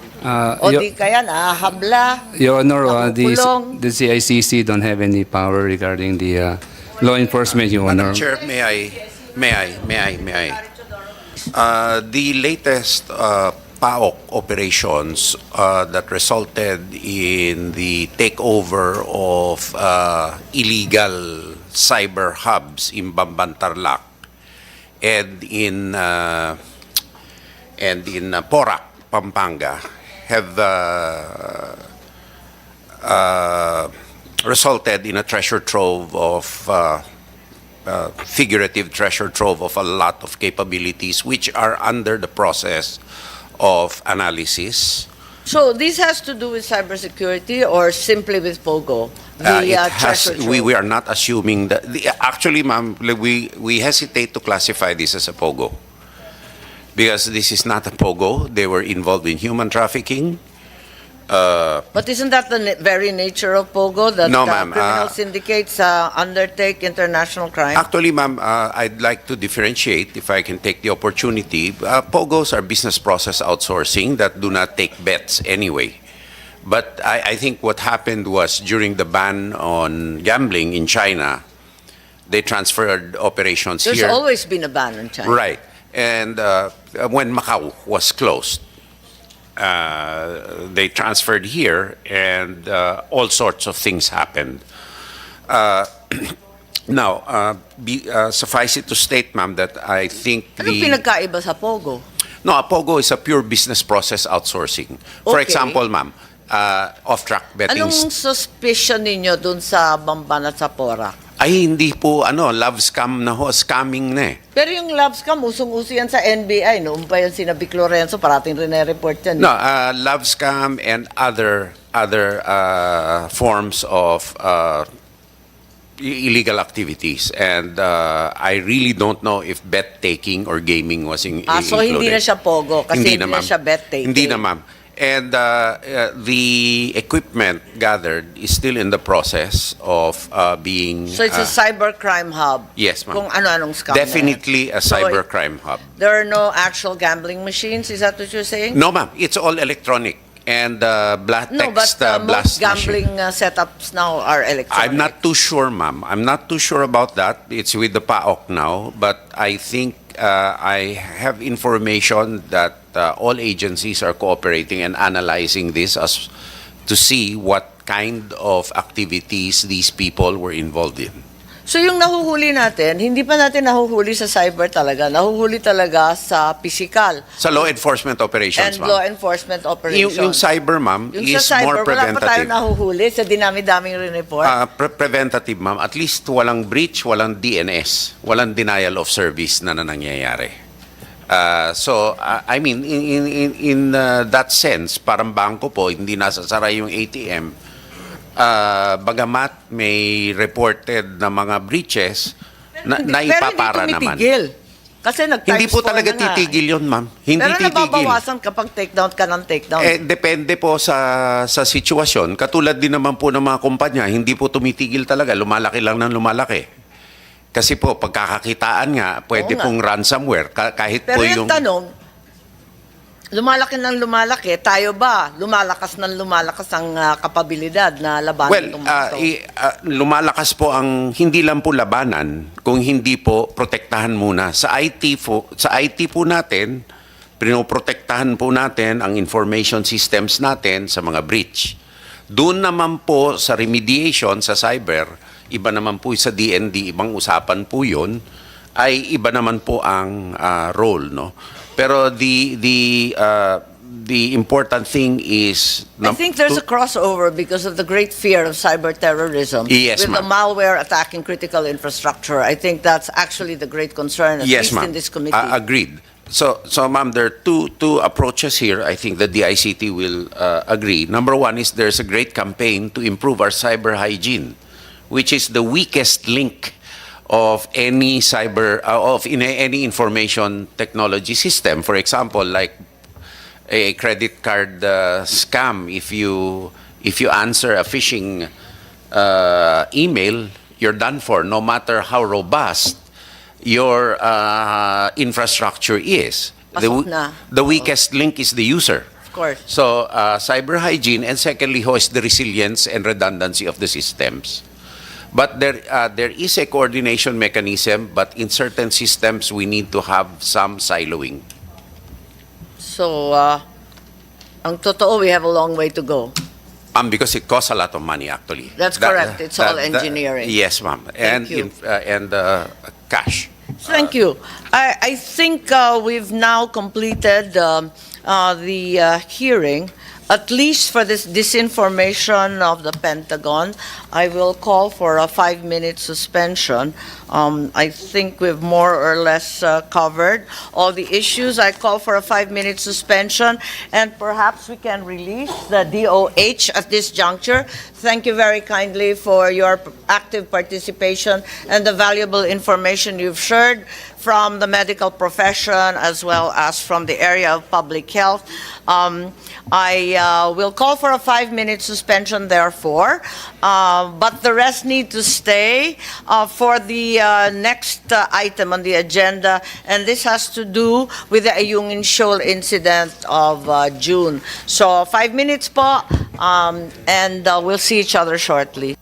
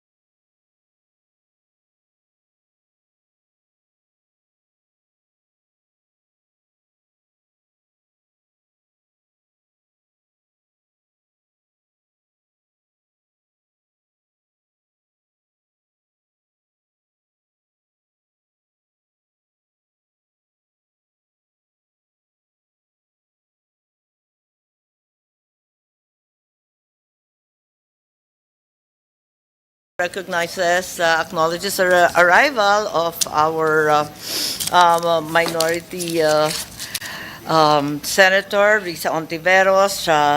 Robin is still with us, Senator Padilla, and they are all aware of the agenda for the second half of this hearing, and that is a resolution for an inquiry into the Ayungin Shoal incident that took place 17 June, resulting in injury to a Philippine Navy personnel. So we have the narration that on 17 June, 6 Philippine vessels took part in an attempted resupply operation. None were able to reach the second Thomas Shoal, where a unit of Philippine Marines is stationed aboard the BRP Sierra Madre, a grounded warship. Since the Chinese Coast Guard intercepted and targeted all the mission vessels, including the rigid-hulled inflatable boats, puncturing them using machetes, knives, and pikes, rendering them immobile. The Chinese forces also confiscated 8 weapons from the Filipino troops after boarding one of the RHIBs and destroyed the boat's communications and navigational equipment, as well as the personal mobile phones of the Filipino personnel. Okay, so we specifically urge that the AFP personnel present at the Ayungin Shoal during the incident should be present this morning, and we have asked Seaman First Class Underwater Operator Jeffrey Facundo. Are you present? Andiyan ka, no? Kanina pa. Okay. Kita ka sa mic. Yes, ma'am. Okay, maraming salamat. Anong pangalan mo? Rank, unit? Seaman First Class Underwater Operator, Jeff Prime, ma'am. S. Facundo. Okay. Maraming salamat at kinikilala namin ang inyong tapang at galang at nagpapasalamat sa serbisyo mo para sa ating bansa, sakripisyo at hirap. Ikaw yung nasaktan nung insidente ng ika-17 ng Hunyo doon sa Ayungin Shoal, tama ba? Yes, ma'am. Doon mismo sa may Sierra Madre, ma'am. Ano nangyari? Bakit ka nadali? Bakit naputol yung daliri mo? Ano yung sinasakyan ninyo? Anong sasakyan yon? Isalaysay ko na lang, ma'am, yung... Yes, pakisalaysay lang. Alam na naman lahat at napanood na rin yung video para lang maliwanag sa lahat ang mga pangyayari. Actually, ma'am, nung 17 ng umaga po, nagsimula kami sa Rizal, ma'am. Palawan. Then, binaybay namin po yung Rizal, Palawan to Ayungin Shoal, ma'am. Around... Ilang barko yon? 6 ang nakalista dun sa dyaryo. Hindi ko alam kung totoo. Nung umalis kami sa Rizal, Palawan po, ma'am, 4 na rib po, ma'am. 2 sa Marines, then 2 rin sa Nabsug, ma'am. 4 kayo nung umalis? Yes po, ma'am. Ilan yung Marine? 2 rib po ng Marines, ma'am. Then 2 rin po sa Nabsug. Okay. Then, ma'am, yung ruta ng kabila, ma'am, sa Marines, iwalay. Sabay Sabina Shoal sila, ma'am. Then, yung ginamit namin na call sign sa kabila din, ma'am, yung sa may if I may, Dalagang Bukid po. Huwag mo nang sabihin muna yung rota. Sabihin mo na lang yung nangyari sir. sa'yo. Ha? Nung nag-ano kami, ma'am, nakarating kami ng Sierra Madre around alas 6 na lang po nung umaga. Yung rib 2 na sakay po ng kabilang boat, ma'am, nakatali na po sila sa may likuran. Then didikit na lang po sila sa Sino ang nakatali? Sa yung rib 2 BRP? po. Ha? Rib 2, ma'am. Rib number 2. Alin yon? Marine o Nabsog? Nabsog. 2 rib lang po yung nakapasok, ma'am. Okay. Yes. 2 Nabsog ang nakapasok. Yung Yes, Marine ma'am. wala. Sad to say, ma'am, nasiraan daw sila sa pagpasok, ma'am. Yung 2 nasira? Yung isa po, ma'am. Tapos yung isa? Binadiyan na lang yung isa po, ma'am. Okay. So yung Nabsog lang ang dumating sa BRP Sierra Madre. Yung isa nakatali na. Papatali pa lang po, ma'am. Ha? Papatali pa lang po, ma'am. Papatali pa Yes, lang. ma'am. Doon ka nadali? Hindi, ma'am. Teka. Sige, magkwento Sa ka. rib 1 po ako, ma'am. Ngayon po, ma'am, yung rib, nung papatali na po yung rib number 2, Around pa mga 5 minutes na po kami nandoon sa Sierra Madre. Dumating po yung rib, yung inboard rib ng Chinese, ma'am. Hindi ko alam kung Coast Guard ba or plan. Then po,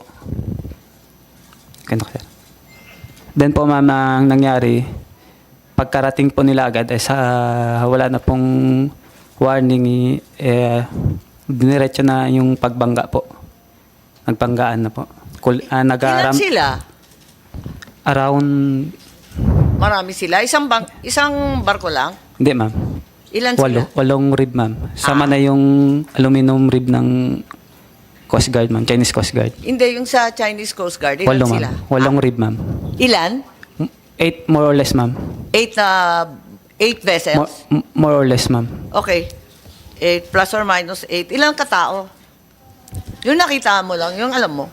Sa bawat rib, ma'am. Ha? Bawat rib po. Oo. More or less din 10, ma'am. Okay. Sama operator. Kayo, ilang kayo? Sa nabsog lang po, ma'am. Oo, dun sa... 10, ma'am. Yung sa RIP 1, yung kasama mo. Yung nabsog, ma'am. Oo. 5 kami, ma'am. Isa plus 4? Ganon? 5 katao, total, ma'am. 5 lang kayo. So, kalahati lang kayo nung China. Sa rib, ma'am, 5 tao lang din. Bale, 10. Sa kanila, 10. Sa kanila, 10. bawat rib. Bawat trip, tapos Yes, ma'am. 8 yun. Yes, ma'am. Okay. Anong ginawa nila? Binangga? Sorry. More or less lang po yun, ma'am. Oh, yeah, syempre, kung ano lang nakita mo at naaalala. No? Yes, ma'am. Tapos, paano nila sinagupa yung tropa nyo? Sabi mo, dumating, 5 minutes ka pa lang, Yes, ma'am. tinatali, biglang dumating sila, napakarain nila, sakay-sakay nila, napakarami ring tao. Yes, ma'am. Anong ginawa nila? Lumapit sa inyo? Lumapit diba? at biglang Binangga kayo bigla? na po, ma'am. Yes, ma'am. Okay. Okay. Tapos, Then yun na po, ma'am. kasi ang nakita namin sa video, di ba, parang binangga kayo, pero hindi na namin nakikita, magulo eh. Tapos, parang may mga hawak sila, di ba? May mga maso, mga piko, hindi ko maintindihan, kutsilyo ba yun? Palakol, ma'am. Palakol. Palakol po, ma'am. May mga palakol Fire sila. axe. Lahat sila? Yung nakita ko, ma'am, isang tao lang yung nakita ko na may parax. Pero halos lahat sa kanila, ma'am, may mga mahabang tubo na may matutulis sa dulo. Yes. Kaya, Paano mo nakita, nagbunutan? Habang nagtatali kayo, dumating sila, binangga kayo, tapos naglabas na ng palakol. ma'am, nung yung kabilang rib, ma'am, sila, inaano na, ma'am, binabangga na, tapos tinutusok na yung mismong tube ng yung mga nakatali, yung tali na tinali sa Sierra Madre po, pinagpuputol po nila, ma'am. Pero hindi naman pumapayag yung tropa, ma'am, na nila, putulin nila. Kaya yun, ma'am, nagkaroon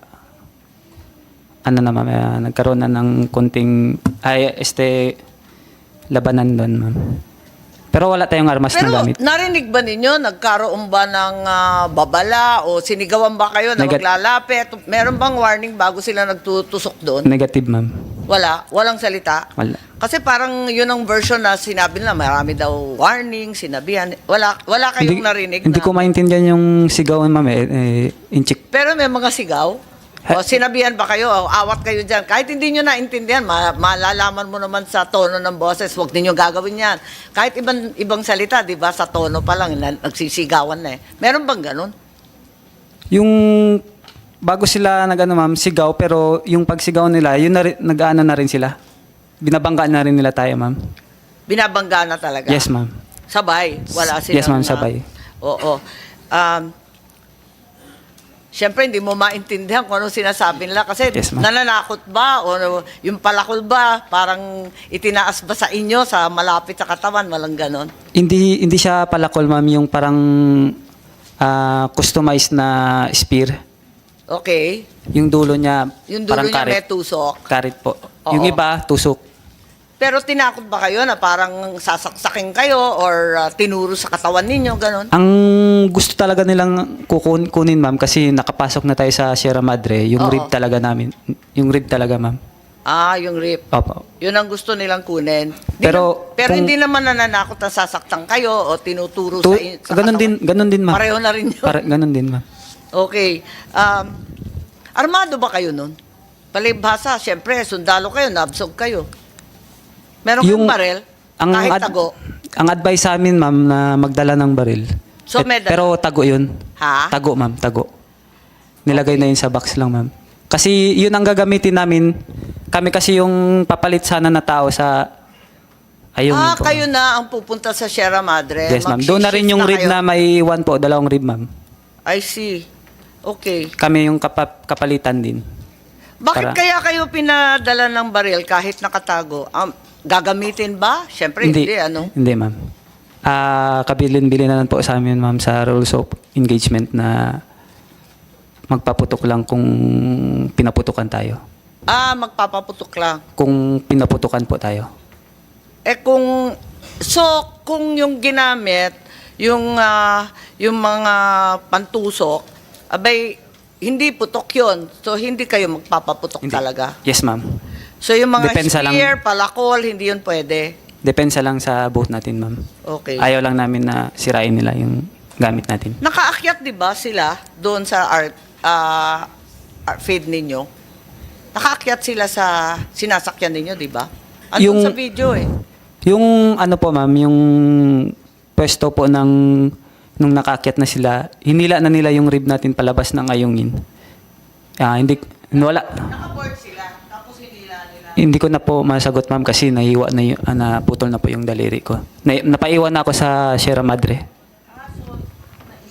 Yes, ma'am. Nakuha ba yung baril mo? O yung baril ng kasama? Sir. Yes po, ma'am. Nakuha? Yes, ma'am. Nakuha ang baril mo? Hindi, wala sa akin, hindi nakuha yung baril. Sa iba ko na tinago, ma'am, eh. Hindi na kasya sa pelican box. Yung baril ko, hindi na nakuha, ma'am. Sa iba ko tinago. Sa ibang tao? Hindi, doon ko tinago sa harapan, ma'am. Kaya limang baril po yung...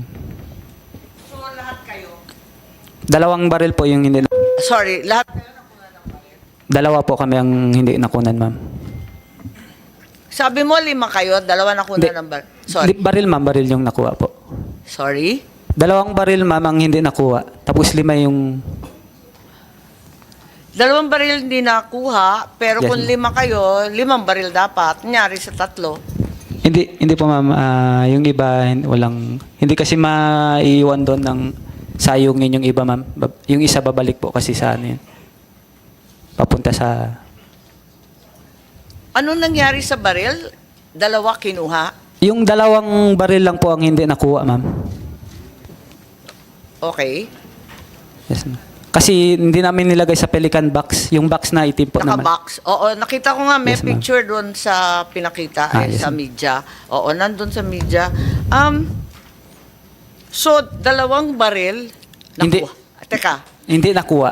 hindi nakuha. Yes, ma'am. Ilan ang nakuha? 3 nakuha. Kasi 5 eh. 5, ma'am. Iba yung baril namin, ma'am. 5 nakuha. 5, ma'am, or i-find out ko, ma'am. Di ka sure. Pero alam ko, ma'am, 5. Hindi, kasi 5 kayo, tapos may 2 na nasa box. Hindi po, ma'am. Yung baril namin na 2 rib, magkasama na yung baril namin doon, ma'am. Okay. So, hindi talaga namin intention na kukunin yun. So, hindi mo talaga bit-bit? Yes, ma'am.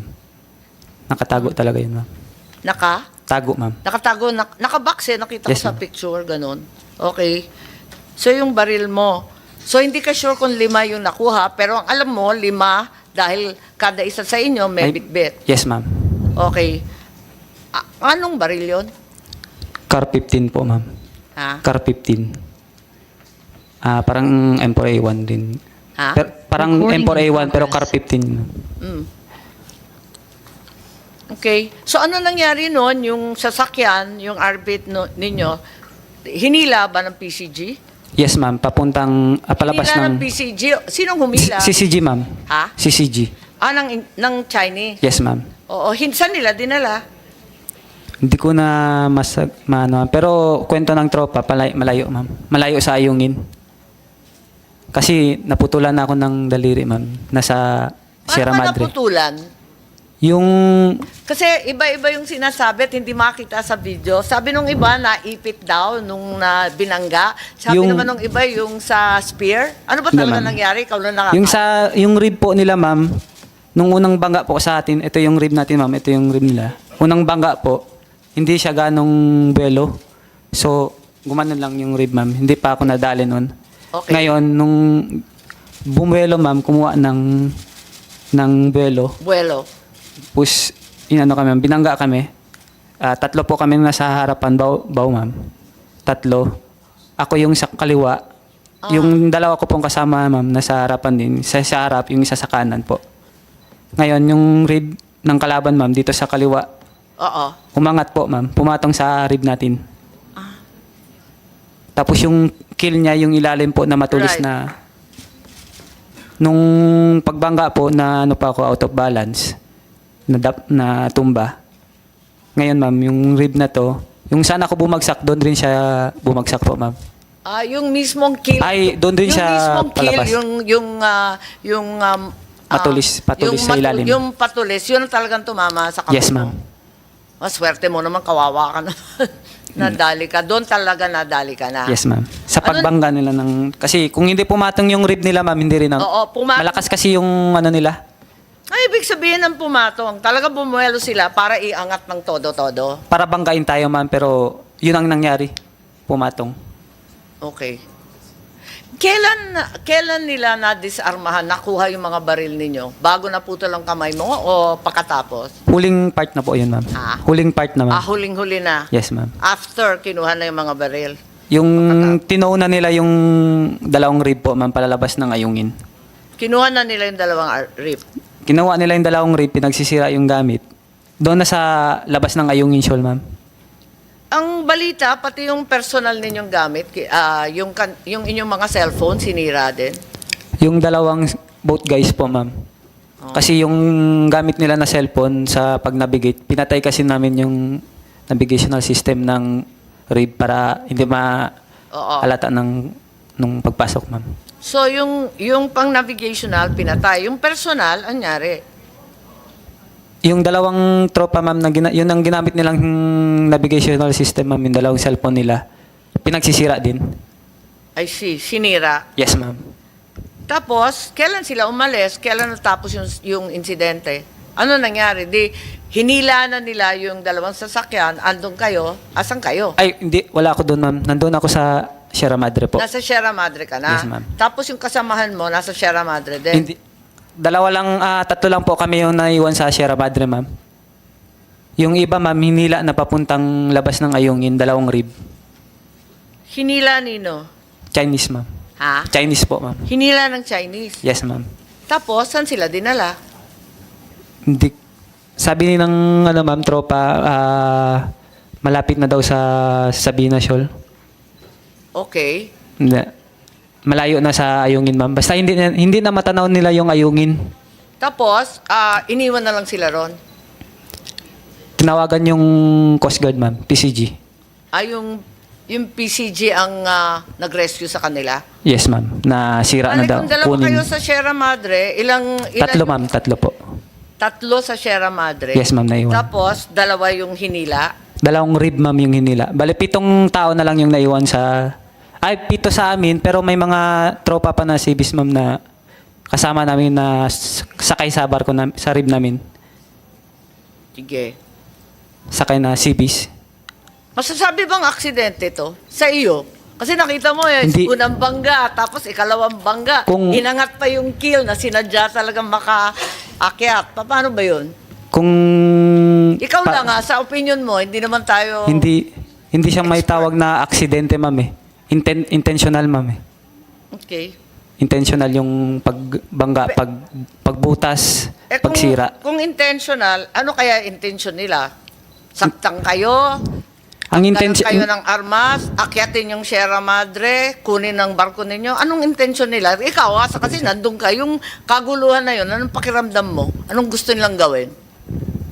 Sir, Hindi, opinion mo lang sa kaguluhan na yan. Yung ayaw na nilang resupply rotation sa Ayungin, ma'am. Basta ayaw kayong paakyatin. Ayaw kaming pa-resupplyin, ayaw paakyatin.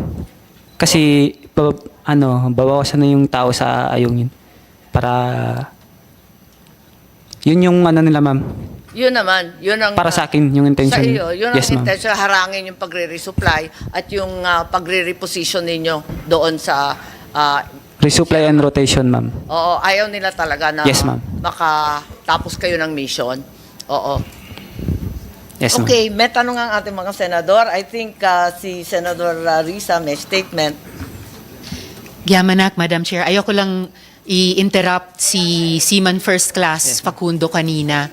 Last na lang. Anong may idadagdag ka pa? Meron ka pang nahalata o napansin Yes, o ma'am. ibig sabihin? Ikwento ko na lang, ma'am, kasi hindi ko natuloy yung kwento kanina. Sorry. Ayun. Ay, okay. Pero Ano pa Madam yung kwento Chair, mo? bago sila Sorry. kumpleto ng kwento nila, kung maaari ko lang ipahayag na saludo po ako sa inyo, Seaman First Class Facundo, at sa mga kasamahan ninyo sa rotation and resupply mission na iyon, sa mga kasamahan nyo sa Philippine Navy sa ilalim ng pangunguna ni Vice Admiral Adasi, gayon din Chief of Staff Sorry, Browner. Risa, patapusin pa natin. Hindi ko Of course, nakalimutan. of course. Ay, din mo, akala ko Of course, gusto ko lang magsaludo kay Tama. Seaman First Class Facundo dahil sa tinanaw mong kapansanan dahil sa ginawa ng China laban sa atin, sa inyo. Salamat po. Yes, Jeff, meron kang idadagdag pa pala. Wala pang Yes. ending tong kwento Yes, ma'am. natin. Sorry, Yun po yung nangyari nung nagbanggaan na, ma'am, lahat, ma'am. Umakyat na po kami. Yung naputol na, umakyat na ako sa Sierra Madre. Nung natow na po yung dalawang rib palabas ng Ayungin, nag-attempt po kami ng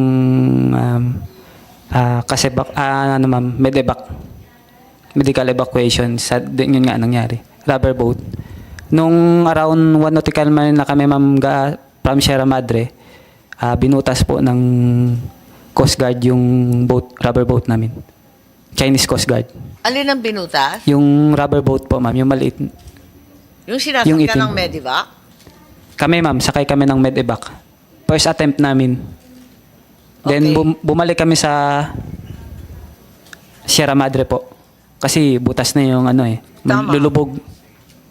Pagbalik namin ng ma'am, doon na kami nag-stay hanggang sa gabi ng alas 11 ma'am, na Ng gabi? aboard na ako sa Philippine Coast Guard, ma'am, vessel. Doon ka kinuha na ng Philippine Coast Guard? Hindi, ma'am, kami yung mismong pumunta sa rib ng Coast Guard, then yung rib ng Coast Guard, ma'am, papunta sa barko nila. Mga 20 nautical miles galing, around 20 nautical miles galing Ayungin Shoal, ma'am. Tapos, pumunta na kayo sa barko ng Coast Guard? Yes, ma'am.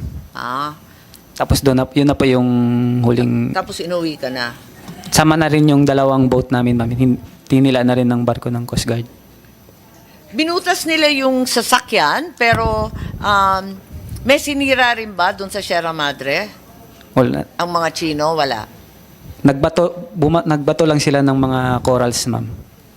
Binato nila ng mga corals yung tao sa taas ng Ayungin. Saan galing? Sierra Madre. Saan Sa rib galing nila, yung ma'am. coral? Sa rib nila. Malamang sa dagat din natin, Madam Yeah, Chair. oo. So, yung Chinese, binato ng Yes, ma'am. binato, yung Sierra. Mga Kailan to? Yun, same day, ma'am, ng nangyaring insidente. Kasi sabi mo, 6 a.m. ka dumating, di ba? Kami, ma'am. Kayo, 6 Yes, a.m. Di kayo nakaalis hanggang 11 ng gabi? Ay, hindi po, ma'am. Ako, ma'am. Hindi, kasi di ba 6 a.m. kayo dumating doon? Anong oras kaya yung mga Chino dumating? Mga 6:10, O talaga, 6:05, ma'am. Agad-agad. Sabi mo nga, 5 minutes. Yes, ma'am. 5 minutes, ganyan. Anong oras sila umalis? Nung nahila na nila yung dalawang rib palabas, ma'am, Mga bandang kailan na yun? Matagal ba kayo? Matagal ba sila ron? hindi ko, mga around 1 hour din siguro, ma'am. 1 hour. I-ano ko na lang sa iba, ma'am. Hindi ko nakita yung oras, ma'am, eh. O, syempre. Pero yung more or less parang isang oras rin yung hinila nila. Tsaka sila umalis. Yes, ma'am. I see. Ay, mag-uumaga na pala, na pala, ma'am, alas 8 ata. Kasi maliwanag na Taas na yung ma'am. Yes, araw. ma'am. O, ang init-init ngayon. Yes. After 1 to 2 hours, nag-alisa na sila. Yes, ma'am. After Sabay- nung nakuha yung dalawang Rib. Yes, yung ma'am. dalawang rip. Yes, ma'am. Okay. Okay. Mula 8 o'clock hanggang alas 11, walang may alam na nandun kayo.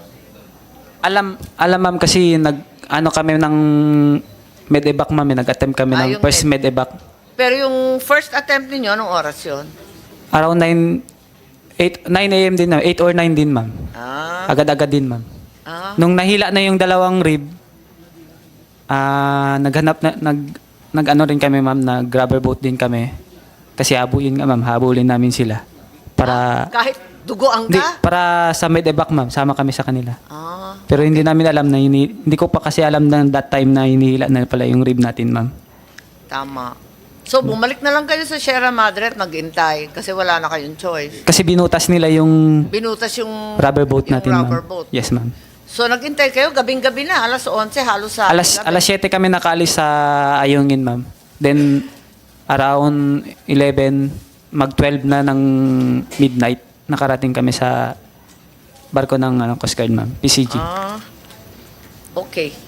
Okay. May dadagdag ka pa? Anong pakiramdam mo nung panahon na yan?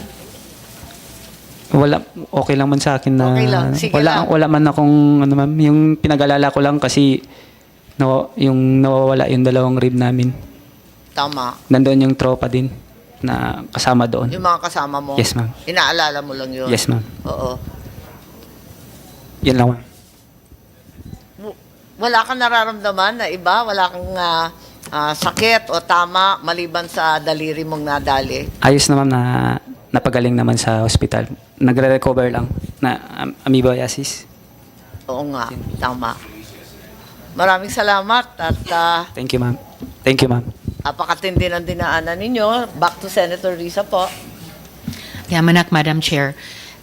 So ibig sabihin, sinaktan na nung mga Chino yung sundalo natin sa Philippine Navy, binutasan pa nila yung rubber boat para hindi siya makatanggap ng medical attention. Ang galing talaga, Madam Chair. Yung opening statement ko po sana kanina, kaya lang ayaw ko ngang i-interrupt si Seaman First Class Facundo. Preliminarily po, kaugnay nung unang agenda natin ngayong araw, at the proper time, maghahabol na lang po ako ng ilang mga tanong sa Department of National Defense tungkol sa ating cyber defense doctrine kaugnay nung Chinese influence operations. Pero kaugnay po nitong ating kasalukuyang agenda, Madam Chair, China's actions at Ayungin Shoal must be condemned repeatedly and relentlessly. As a Filipino and as a senator, I share the hurt and pain of the Philippine Navy over our wounded personnel. China severely violated not only international law, but our human rights. This is unacceptable. Violence should not be committed on our seas. We must push for a de-escalation in the West Philippine Sea. Our security establishment, however, has to be prepared for continuous unlawful escalation by the Chinese government. We have to be prepared for every contingency. What are the probable scenarios? Are we prepared for a blockade by the People's Liberation Navy, Chinese Coast Guard, and Maritime Militia? A blockade of the BRP Sierra Madre?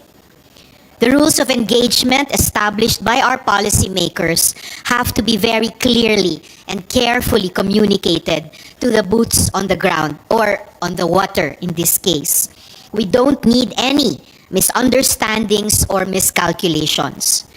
Are our contingency plans aligned with those of our allies?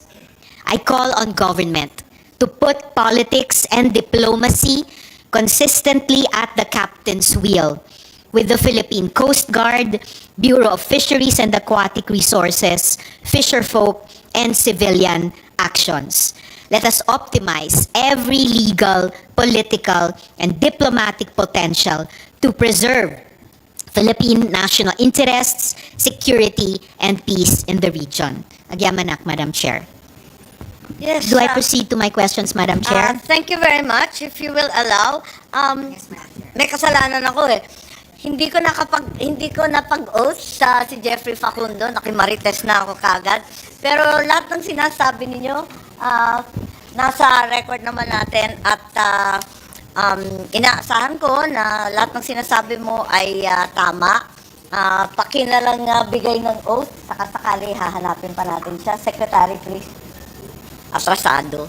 Ma'am, Pasensya. may correction pala ako, ma'am. Yes, teka muna. Mag-oath man tayo kahit kapraso na lang. Pitong baril pala yun, ma'am. 7 baril yung nakuha. Okay, sige, teka muna. Comsec. Mali pala yung 5, ma'am. Sorry. Mary, punta Ayan, nagkakagulo sa addition tayo eh. Okay. Sa Hearsay na Comsec, lang sa Dana, kanya yun please. Hearsay na lang yung baril sa kanya kasi hindi naman niya alam. I think later, ma'am, we can give a more factual account Okay. on the executive session. Sa kanya, hearsay na lang yung alam O, tama. Okay. Hindi rin namin makita, puro video lang pinanood namin. So, Comsec, please, yung... Opa. Sir Facundo, Mary Puntumayo, salamat po. Pakitaas po yung kanang kamay. And repeat after me. I state your name.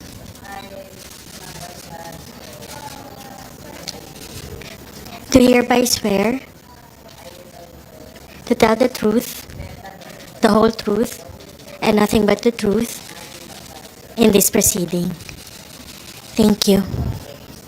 Okay. Ikaw talaga. Sige, maraming salamat. The chair acknowledges the arrival of Senator Tolentino as well. And I believe Senator Risa, Secretary Manalo wants to make a statement so that he can be excused. Is that correct? Thank you, ma'am. I could stay on till about noontime, if that's Okay. possible. Okay, that being the case, we'll abide by our rather tight schedule. Senator Ontiveros, please. Gamanak, Madam Chair. And I won't ask any questions that are too specific since national security is involved. First question, Madam Chair. Either of our... Sorry, yes, Madam Chair. This is getting quite disorderly. Kasalanan ko. Si Senator Tolentino, may opening statement po ba? Pasensya. Wala po, Madam Chair. Sorry for being late. No issues. Senator Risa, please. Yamanak, Madam Chair. So either of our good secretaries could take this, please, or both if they wish. What measures is government taking to de-escalate the tension in the West Philippine Sea, Madam Chair? I think Secretary Manalo, Madam Chair. Thank you, Madam. Perhaps in response to that, I could also deliver my short statement because it was addressed on that particular point. I just wanted first to thank you, Senator Marcos, for giving us this opportunity. I just want to say that initially the Department of Foreign Affairs, immediately after the aggressive actions just reported on, denounced these actions, and we also highlighted the fact that they led to the injury of Filipino personnel and damage to our vessels. We issued a public statement on this to this effect, and we also approached the Chinese Ministry of Foreign Affairs as well as their embassy here. We sternly communicated to our counterparts that it was really incomprehensible how the delivery of basic necessities to our troops on the BSP Sierra Madre could be considered a provocation that would justify an increased level of Chinese actions. And so, therefore, we believe their actions only intensified and escalated tensions. And certainly something we should be concerned about. While we have a policy still, as agreed by President Marcos and President Xi Jinping, that we agreed our government should seek to manage our maritime differences and not let incidents define our bilateral relations, it's clear that many of these recent incidents by China are inconsistent with this declared intention. Nevertheless, the Department of Foreign Affairs, in consultation with the National Maritime Council, which by the way met last Friday, to look at the issue. We still believe it's the primacy of dialogue and diplomacy should prevail even in the face of these serious incidents. Though, of course, I admit it's also a challenge. Nevertheless, we will pursue the peaceful resolution of disputes in accordance with international law, specifically the UN Convention on the Law of the Sea and the 2016 Arbitral Award. And we have been working hard to bring back China to the table to talk with us to resolve differences on these issues. We have an existing mechanism with China. We call it the bilateral consultation mechanism on South China Sea. We had a working group meeting last week in preparation for what we hope will be a meeting between the bilateral of the BCM, or bilateral consultation mechanism. We hope to be held in early July with our Chinese counterparts, specifically to discuss the recent incidents, but also to see whether we can arrive at some understandings which could help. Understandings, what I mean, some kinds of confidence-building measures, which could hopefully create a basis then for more serious discussions to see how we can address these other issues. We have also been in touch quite intensively with our international partners, many of whom, and in fact all of whom, who share our basic position on the importance of international law, a rules-based order, and we are working closely with them in other fora, including last week, even in the United Nations, we issued a number of statements, and we've received support from a number of countries who agree with us on our approach on the need for respect for a rules-based order, international law, especially in the South China Sea, especially with respect to UNCLOS. So we will continue to pursue these efforts, and also let me just assure the committee and the Filipino people that while we are seeking the approach for a peaceful resolution through international law, diplomacy, of course, we are not blind to the incidents which are happening, and we will ensure that whatever confidence-building measures we achieve, they will be not at the expense of the promotion of our sovereignty, sovereign rights, as well as our rights and jurisdiction in the West Philippine Sea. Thank you very much. Salamat, Madam Chair, at salamat na pareho na kasama sa measures na tinitake ng gobyerno para mag-de-escalate ang tensyon sa West Philippine Sea, yung dialogue, yung peaceful resolution ng conflict, na kapag kinakailangan, tulad ngayon, lalo na, yung boses ng bansa natin sa dialogue at peaceful resolution na yan ay malakas at mataas pa nga.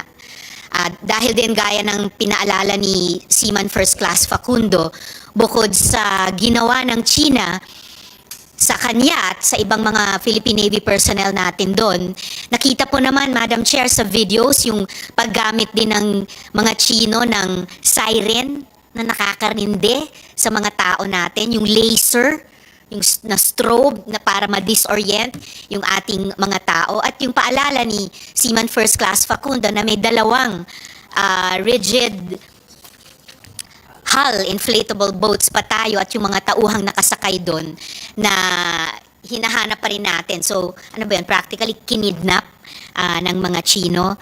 So, salamat dun sa pagpapatuloy ng gobyerno nung preferred process natin, at the same time yung malakas na pag-communicate sa China laban sa ginagawa nilang ganitong, sabi nga ni Sec Manalo, incomprehensible at hindi talaga katanggap-tanggap. Sana maging mabunga yung parating na bilateral consultation meeting, bagamat sa ganitong mga aggressive actions mukhang tayo lamang ang interesado sa dialogue at peaceful resolution, at kulang na kulang ang pagpapakita ng China ng ang tawag doon, good faith at the table. Kasunod na tanong, Madam Chair, anong strategic at tactical objectives ang hinahabol ng Chinese government kaugnay ng BRP Sierra Madre at Ayungin Shoal? Kasi baka, depending on our view of what their objectives are, we should give some thought to countering their strategy, Madam Chair. Ma'am, to get a full exposition of it, I'll rather in an executive session. Very well we can be taken, candid and Secretary. forthright. Madam Chair. Thank you. Let's go back to the narration. I think quite a few of our colleagues, including the Senate President, would like a briefing in executive session. So proceed lang tayo sa alam na ng publiko at nagnanais ng kaliwanagan. But I think Yes, Coast Guard, Senator Tolentino, Admiral please. Gaban is raising his hand. Yes, To Admiral recognize- Gavan, I believe Coast Guard District Palawan, CG Captain Dennis Rem C. Labay is also online. Thank you. We see Captain Labay. Wala lang kayong video. Paki-on lang yung video po. At narito yung bossing ninyo, si G. Gavan. Nais ninyo sumagot? Yes? Okay, please proceed. Thank you, Madam Chair. Ma'am, I'd like to take this opportunity to shed light lang po or to correct the statement earlier made that there are still 2 ribs belonging to the Navy which are missing. Those were already recovered at the time. So there's no missing boat at this point. Thank you, Madam Chair. Maraming salamat para doon. Nor personnel. All the personnel were recovered by the Coast Guard at the time. Maraming salamat Thank po, you, Admiral, Madam Chair. May I proceed with my questions, Madam Chair? Yep. Yamanak, Madam Chair. So I'll just try my questions and will gladly give way kapag may iba pa na sa executive session mas mabuting pag-usapan. Ano po yung legal implications ng isang dayuhang bansa diretsyong nagda-damage sa isang Philippine Navy vessel, naninira ng equipment at umaagaw ng mga sandata natin, Madam Chair? Senator Ontiveros, perhaps we can Yes, Madam discuss these questions together in executive session. In the meantime, if you'll allow me, let's just set down the narration of facts so that it's clear to the public exactly what happened. Okay lang, hold in abeyance muna yung question na yan. Yes, Madam Chair. Okay, so one detail that caught my attention, tulad nga ng sinabi ni Jeff Facundo, during the previous incidents last year, the units involved were Coast Guard units. This time, the mention has been made of NAVSOCOM as well as Marines. It was always the Philippine Coast Guard before. Now we are seeing military deployment. Has there been a change in strategy in the RORE missions? We note that there were no Coast Guard vessels at all accompanying these resupply vessels for the first time. There were. Yes, ma'am. And There were, hindi lang nabanggit. So what happened? Kasi dalawang reef na, We can- dalawang reef na Navy, dalawang reef na Marine. Nasira Coast yung Guard Marine, vessels. tapos yung Navy na tuloy, umakyat sa Sierra Madre, pero yung Coast Guard nakatutok din. It's not like they weren't there. Nakatutok po. Okay, Tapos sige. meron pa pong ibang mga elemento na hindi po namin pwede discuss ngayon. There's no need. We just need to be clarified kasi Coast Guard maraming was nagtatanong. involved from the planning and in the execution, ma'am. Pero Nandun kasi sila. nagulat kami, bakit yung nadali, militar. Dati kasi hindi militar. Kahit na diba, naman Coast Guard? noon po, hindi pumapasok sa Ayungin yung Coast Guard. Naghahatid lang po. Hanggang hatiran lang. Opo. Pero Navy talaga nakatutok. Tama ba? Yung NAVSOCOM talaga? Yung nung araw po, yung UM1, UM2, naalala nyo po yung mga vessels na yun. So, there were PCG vessels in the area. Yes, ma'am. What was their role since they weren't Ma'am, visible? we can disclose it later because it was a whole tactical plan which we cannot The disclose. other in issue public. is, if they were nearby and they were in the area, bakit nag-intay sina Jeff at yung nasaktan ng 12 oras to rescue a Filipino soldier who was seriously injured? I think It sounds like the Coast Guard was very far away. Is that correct? Maybe Coast Guard Labay, nandun ka sa Palawan, CG Gavan. Ang layo naman kung 12 oras nag-iintay itong mga to. Yes po. Yes, just to make sure that the public is not misled. The Coast Guard was there around 12 nautical miles away from the main engagement area. And as early as around 8 o'clock, we were already preparing to do the rescue. But of course, we have to imagine that the tension was 8 very... o'clock ng umaga o 8 o'clock ng hapon? in the morning. Around more or less... 8 a.m. malapit na kayo. No, we were Ah, you were already there na? preparing Okay. to launch our ribs and do the rescue. But we have to be very conscious as well that the situation at the time was very tense. So the Naabutan Philippine... ninyo yung mga Chinese Coast Guard? Yes, there Nakita are ninyo? may ship-to-ship communications naman po on the ground, Your Honor. So And what did they communicate? Actually, the China Coast Guard informed the Philippine Coast Guard that there were Navy personnel injured. So Anong sabi ninyo? that we will render rescue operations.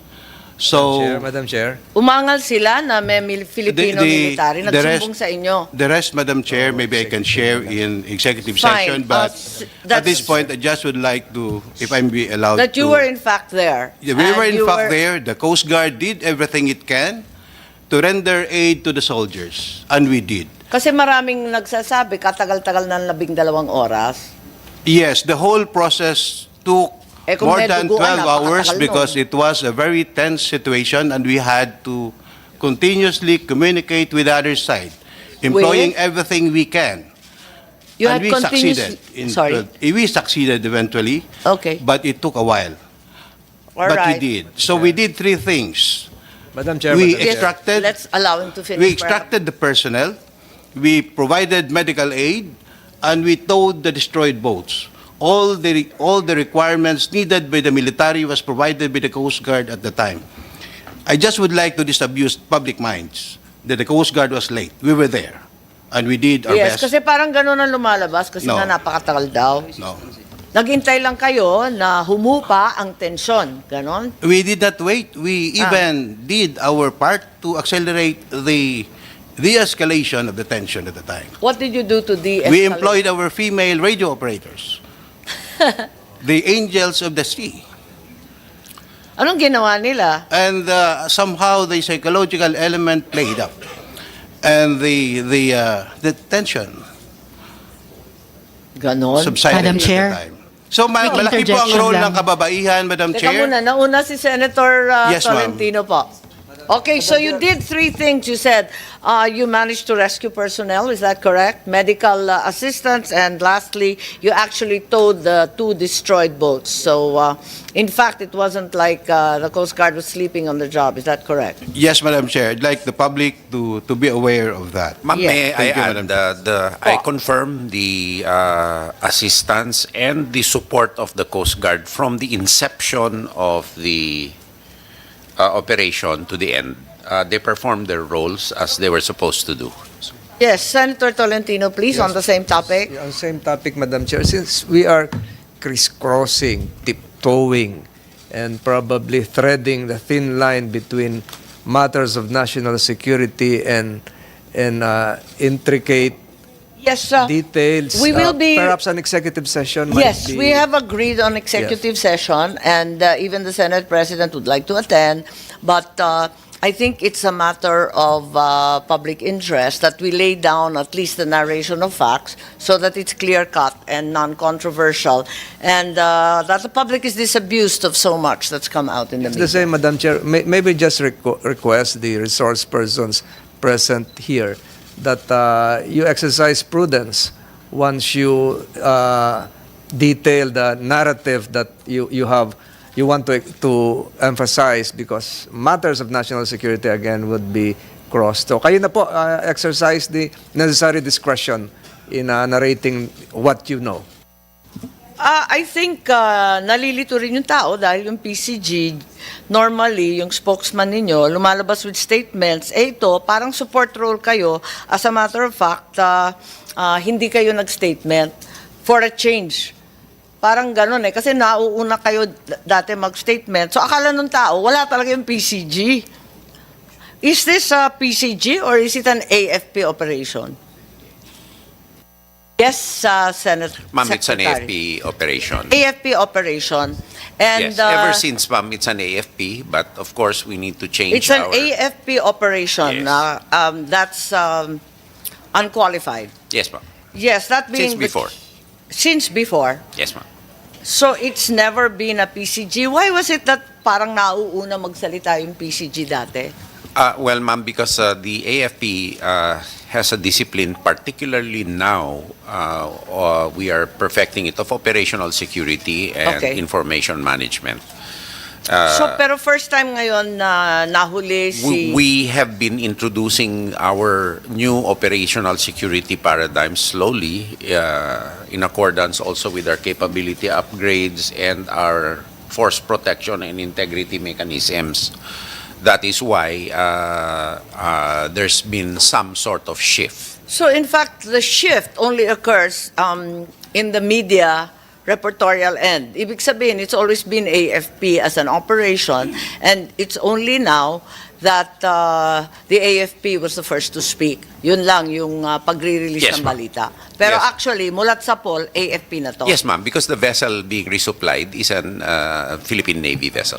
Nabanggit kasi ni Senator Ontiveros dun sa de-escalation of tensions at nabanggit rin ni Secretary Manalo, isn't it advisable that we stick to the old routine of using civilian units such as the Coast Guard to conduct the RORE and The Coast Guard, ma'am, de-escalate? has never been used to conduct RORES. So RORE has always been military. You're saying this as far as when?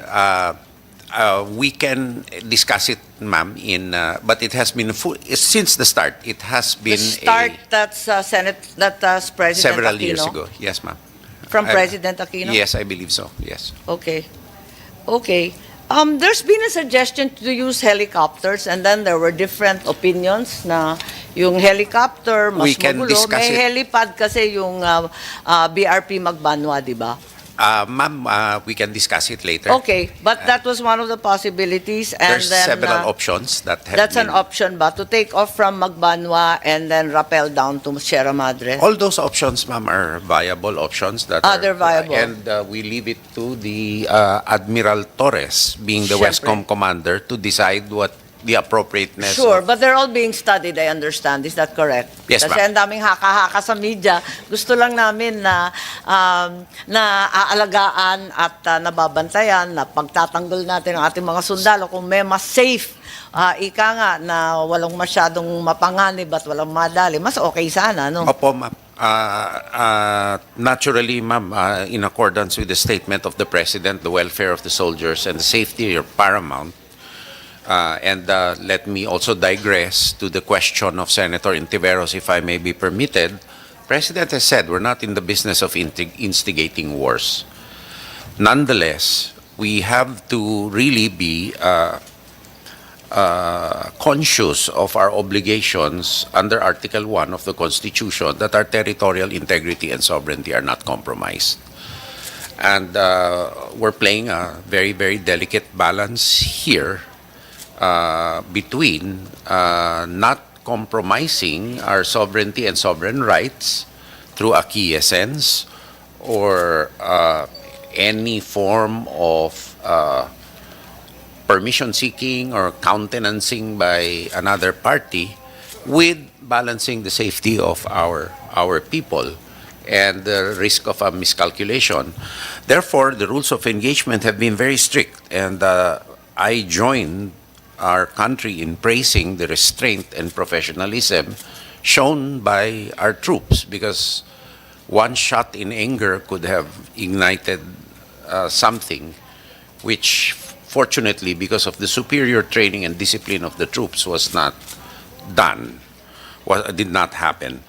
Nonetheless, our mandate really is to ensure that none of our sovereign rights and our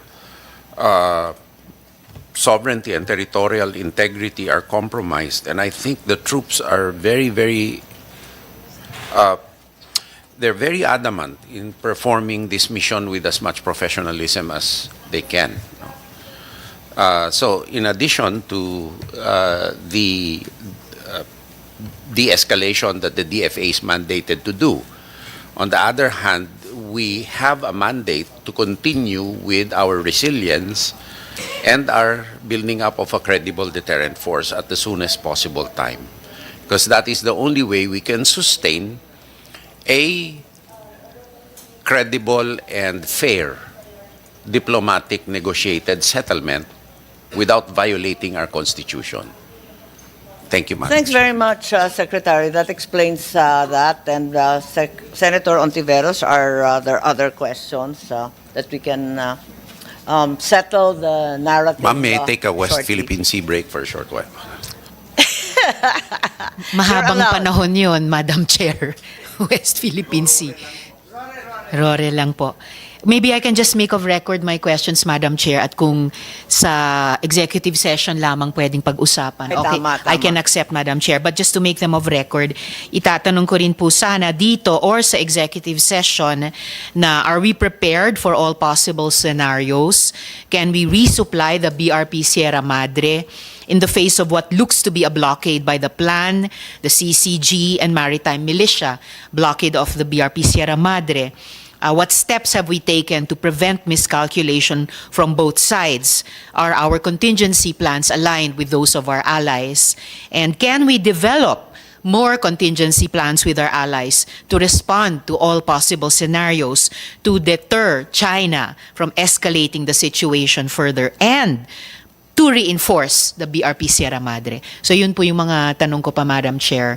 Are there any here that the good resource persons would care to? Madam Chair, I think si Admiral Gavan. Yes, Admiral Gavan is here, and we also have Coast Guard District Head in Palawan, Captain Labay. Baka may sagot po Thank you, kayo. ma'am. Just would like to add to the statement of the kind S&D.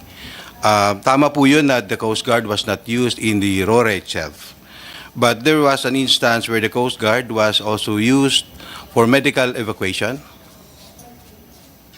which is not part of the RORE. There was a situation before this RORE where the Coast Guard... Pero bahagi rin, dulot rin ng RORE o walang kinalaman? Yes, maybe... Kailan yun? It was last month. We can provide the details. Last month? Yes, ma'am. So That's I'd May? like... No, that's May, as early as May? May 19. May 19. Okay. So, ma'am, I And- mentioned this to highlight that the Coast Guard has other use as well. Are you saying in that this. there was already a Filipino soldier that was hurt? May? I think he was sick. Nagkasakit lang? Yes, and we had to evacuate. Okay. Thank you, ma'am. So, I think you were answering Senator Ontiveros. That's your answer po? No, ma'am. I only supported the statement of the kind S&D when he mentioned that the Coast Guard was not involved in the RORE. I just would like to add that while we were not used in the actual RORE itself, that portion where we had to go alongside the ship, the Coast Guard in an instance before was also used to conduct medical evacuation to extract our sick personnel. Thank you, ma'am. Salamat. Yeah? Senator Ontiveros? If the resource persons don't care to answer my other questions, baka sa executive session Okay. na lamang po. Si Senator Tolentino Yes, raw. ma'am.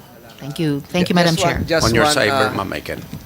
Just one question probably which can be answered here. I recall having written a few hours after the incident, the DFA secretary, it's about the possibility of engaging the International Committee of the Red Cross if ever there would be a need to really have a neutral organization do the resupply mission. What was the, is there any response from the ICRC based in Geneva, sir?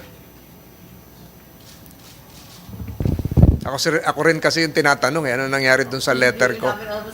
Oh. Thank you. Is that a possibility? Has the letter been relayed to ICRC? Okay. Thank you, Mr. Senator. Yeah, of course, that is a possibility, but I have some reservations on that. And maybe during the executive session, could we be allowed to explain why there might be some, though the idea is certainly very interesting. Yung sagot ko noon, sir, ICRC is providing the resupply to Rafah, to Pero Gaza, even during are, World War II, that famous Stalag 3 incarceration camp. There are implications. There are implications if we request the ICR because they only come in under certain situations. Okay. So dapat kasi ang purpose natin ngayon maliwanagan din ng tao eh. Baka ang sabihin ng iba nagsulatan lang tayong dalawa. So dapat malaman din ng taong bayan kung ano yung naging tugon doon sa liham patungkol doon sa ICRC. And I'm not referring to the National Red Cross. It's the ICRC founded 1863. Ang tagal na nun. Yes, sir. In fact, we were preparing a draft, pero since you raised it now, a draft response. Pero maybe I can give you the gist of the response you made. Thank you. Maraming salamat. Ganon, pwedeng magtanong dahil nga kinakailangan maliwanagan ng tao, no? Medyo nalilito ang lahat kasi nung una, ang sinabi ni Senator, binanggit na rin ni Senator Ontiveros, pero ang una, sinabi ni Secretary Chodoro na itong Ayungin incident, it was a true obstacle to the peace and the stability in the South China Sea. General Browner proceeded to say that this was tantamount to an act of piracy. However, last Friday, Executive Secretary Bersamin labeled the matter as a mere accident or misunderstanding. And then less than 48 hours later, Secretary Chodoro again said this is not an accident. Are we flip-flopping with the characterization of what occurred? It seems fairly clear from what we heard from our Navy and our Coast Guard what occurred, what exactly occurred, and how do we term it? Kasi hindi rin kami nakakaintindi at litong-lito na ang mamayang Pilipino sa naririnig na parang paiba-iba naman ata tayo. Secretary Chodoro. Thank you very much for the opportunity. The Executive Secretary was interviewed on the aftermath of the the second National Maritime. Gibo, that was 5 days after the incident. Yes, ma'am. And it can hardly be a preliminary assessment 5 days after. At that time, ma'am, after the national.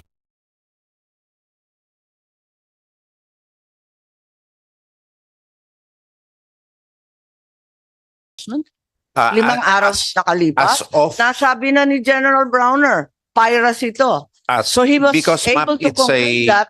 Why did the ES Bersamin conclude something completely No, he did different? not conclude, ma'am. If you notice, being a Chief Justice, he used the terms probably, and he wanted to make sure of his facts. I think there was no probably There was, about the mere misunderstanding or accident. No, ma'am, Walang I think there probably was yun. probably, if we review the transcript, and he was asked about whether or not it was considered an armed attack. And somehow, it was, in answering that question, he said it was probably even a misunderstanding or what. I'll have to review the same, but I distinctly recall, ma'am. I think Is that so? Yes, ma'am. I think the staff can check the record of the transcript. regardless, it gave the impression that you were downplaying the incident following the meeting of the National Maritime No. Council. Kaya nalilito po tayo kasi nung umpisa, pirata na to. At saka talagang aggressive and illegal act of attack, ano? Pagkatapos noon, naging misunderstanding na lang. No, after that, ma'am. So, we have medyo to- nahihilo na kami. Hindi na namin alam Hindi, ma'am. paano ipaliwanag to eh. Dating Chief Justice po si ES, sigurado po siya dapat sa facts niya bago yun ho ang disiplina niya, yun ho ang training niya. Now, before po this 5 days after the National Security Council, the DND didn't have enough for the information. No, for 2 to 3 days, ma'am, we were. The former Chief Justice? No, ma'am, it was the first time that we had met. As a matter of fact, during the incident, the Chief of Staff and I were in Korea to launch the 2 ships that are going to be delivered. So we had to hurry home and get stock of the situation because right now, ma'am, we're really implementing the area command concept where the primary decision maker will be the area commander. I'm a little confused because 5 days later, there wasn't sufficient information. But General Browner already told us, talagang lumaban mga Pilipino with their bare hands. I distinctly recall that. This was before the National Maritime meeting. Are we saying that nobody from NMC, DND, and SA bothered to ask General Browner? No, there were, Anong ma'am. ibig sabihin niya nun? We did, but in the NMC meeting, these were one of the agenda items, and the rest of the agenda items were the recommendations to the president. But even before this, the president had already scheduled a visit to Westcom, where he was able to personally spend time with each and every one. And after that, it came out already that he made a determination himself already in spite Pero of the kawawa pa NMC. yata si ES dyan dahil Yes, ma'am. I think so because ano ba nangyari dyan? Parang walang proper verification, sinalang siya sa presko, nagsalita siya, ngayon linalaglag ng lahat. Anong klase yun? hindi ho naglalaglag, but there's no intention to do that. He's our primus inter pares, naturally. But I'm just explaining the context. Where are we now, Secretary? We are now on the statement of the President in The Palawan. statement of the President was very general. We're not in the business of war. No, I mean, it what is, is now the official characterization of what occurred in Ayungin? which is the reason for our press conference yesterday, to clarify that the incident is not a misunderstanding. If you would put it on record, please, since we've heard so much, Yes, ma'am. that is so confusing. I think, ma'am, that if I can introduce into the record the written transcript, I will submit it later for Thank you. from But in the general, PCO. if you can provide the gist for The those gist who are here is, ma'am, present. it was a deliberate and deliberate attack, a deliberate aggressive action by China and an illegal use of force. So it is not a misunderstanding or an accident. And that is for the record, ma'am. Under And ES Bersamin, as well as former General Centino, are all in agreement with this. Yes, ma'am. This is now the official position. Yes, it is Hindi na the ito magbabago. No, ma'am, it is the position of the whole government, the executive branch of the government now. Some people have made the connection that the defense establishment in the Philippines suddenly flip-flopped on what they had previously said upon the remarks of a certain Colonel Ray Powell. Who is he? In the website called Sea Light, he said that it was a deliberate attack and that he is the author of aggressive transparency. Who is he, and why are his words perceived to be so influential in the course of action of the DND, such that within 24 hours, we suddenly have a vault fast? There is no connection between Ray Powell and our establishment, ma'am. Let me be clear about it. We have our own processes. I'm assiduous in guarding the independence of our agency. We receive inputs from a lot of sources. However, as our officers can attest, I've been very, and the Chief of Staff and the President, the Commander-in-Chief himself, as part of our upgrade measures, are very assiduous in building up our capability to assess, process, and gather intelligence on our own, and to make ourselves more resilient in line with our... Do you know him? I know him Colonel personally. Ray Powell. I know him that he's in and personally. out of the Philippines.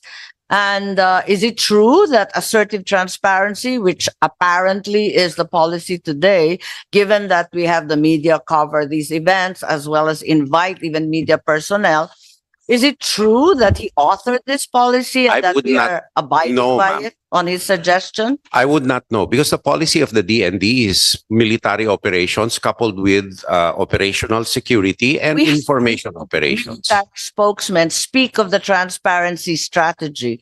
Exactly the words this American consultant uses. Is that an accident? Probably, ma'am, because the transparency options were developed by our staff and by I think the Director General Hericos. to bolt in. Sige. Kasi Yes. naangkin niya na siya daw ang nag-imbento ng assertive transparency, and he would like to step up the promotion of his transparency strategy, again to discourage or prevent the holding of dialogues between the Philippines and China. Can you just comment? Yes, ma'am, but I think this has gotten quite a lot of media play, so I need a conclusive statement from your group. thank you very much, Madam Chair and esteemed senators. the transparency initiative that the National Task Force is implementing is part of our national security Kailan strategy. umpisa? We've been doing that, Madam Chair. I read the people say measured transparency. Is that correct? Yeah, When we did that come into we play? started with measured, then there was assertive, then eventually for us to be politically correct, we adopted the transparency initiative, Madam Chair, on the level of the National Task Force on West Philippine Sea. That was the time when we were able to Kailan umpisa? as early as second quarter of 2023, Madam Chair. When the National Task Force on West Philippine Sea did the workshop for the crafting of the national strategy for West Philippine Sea. Was Colonel Powell or any one of his group He was never involved during I the see. crafting. And the transparency... So does transparency work? Yes, indeed, Madam Chair. So many would observe that the opposite has actually occurred. Mas maraming magulo, may insidente mula nitong second quarter hanggang sa ngayon. Dati tahimik nga yan, di nga natin nababalitaan. Parang mas gumulo eh. Madam Tama Chair. ba? O hindi? Yes, Senator Ontivero. Just a quick follow-up, Madam Chair, and the good director, Deputy Director General may also care to comment on it. Ako naman po, it's the first time I'm hearing yung ating mga resource persons discuss about measured or assertive or transparency initiative. Na-appreciate ko po ito kasi usually transparency is mentioned in tandem with end accountability. And ito yung isang kailangan nating masingil talaga sa China. Kasi siya, gawa ng mga ginagawa niya laban sa atin, tayo pang ginagaslight. Yung gagawin niya sa atin, iaakusa pa tayo na tayong gumagawa sa kanya. So there's no accountability she's showing towards us. Kaya just for the record, Madam Chair, na-appreciate ko itong transparency initiative na tinatalakay ng ating resource person sa atin because it is the twin of accountability na siguro isa sa mga prinsipyo ng maayos na pakikipag-ugnayan ng mga kapitbahay sa isa't isa. Salamat, Madam Chair. Yes, perhaps we allow the director to finish. So sa palagay ninyo, talagang okay itong transparency initiative, nakakatulong. Kahit sa pakiwari ng iba, lumala pa yung mga enkwentro sa West Philippine Sea. Yes, Madam Chair. It is our belief that this strategy that we're implementing, it helps us a lot. If you noticed, we have able to get the support of the international community because nalalaman nila sa wakas. In this method, it is not difficult for us to tell the truth. I believe telling the truth will never be difficult, and we know for a fact that we were able to overcome the narrative of the adversary in the region. So that's why the support of the international community, we were able to get and able to make our stand and fight for our sovereign rights, sovereignty and territory in the area, Madam Chair. Senator Tolentino, please. Thank you very much, DDG Erico. Karugtong po nung sinabi nyo, DDG Jericho, ito yung transparency.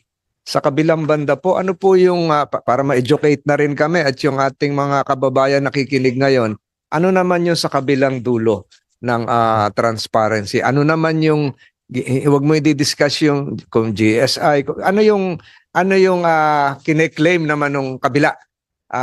Pang counterbalance, is there a counter transparency? Ano yun?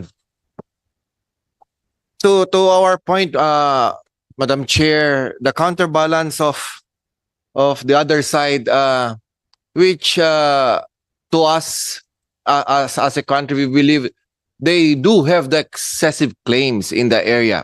That's why we are fighting for our sovereign rights, that we do have the sovereign rights in the West Philippine Sea. And on the other side, why we should believe of their narrative of an excessive claim which doesn't belong to them. That's why we are doing this transparency initiative for the Filipino people to be aware, not to bring disorder or not to bring chaos on the issues. Because as we believe, telling the truth, it will be easy for us, for each and every Filipino, Mr. Chair. Madam Chair. Madam Chair, with the indulgence of the Majority Leader. Yes? Salamat, Madam Chair at Majority Leader. Salamat dun sa tanong ni Majority Leader. Actually, nababalik din tayo dun sa unang agenda nitong hearing.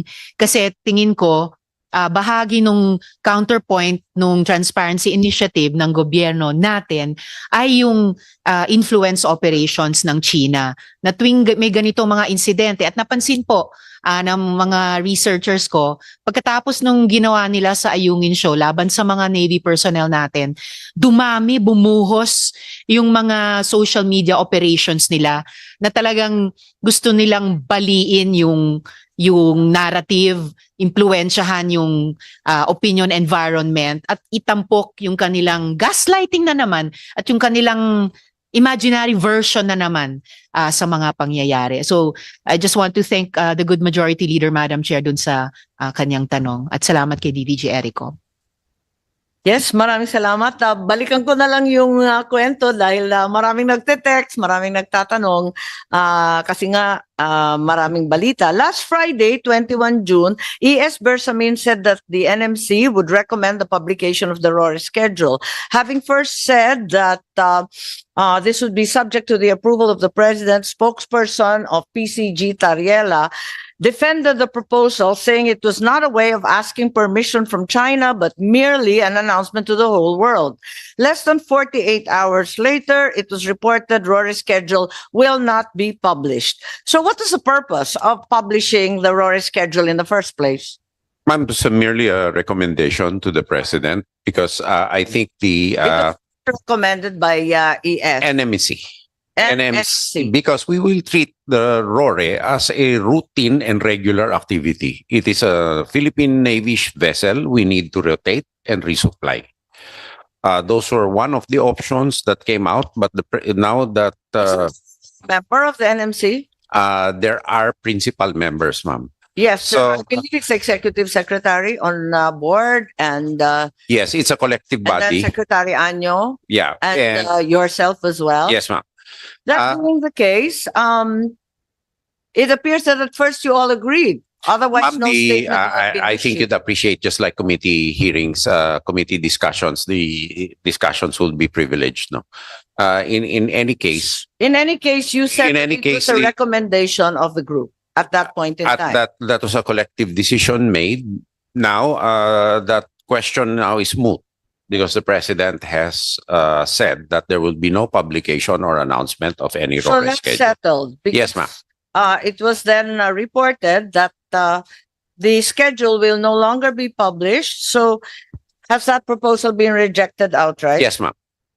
Even if it's not meant to be interpreted as asking permission from China? Yes, ma'am. The President has not accepted the recommendation. Previously, there were statements that 2 days before China would be apprised and so on, even privately or less publicly.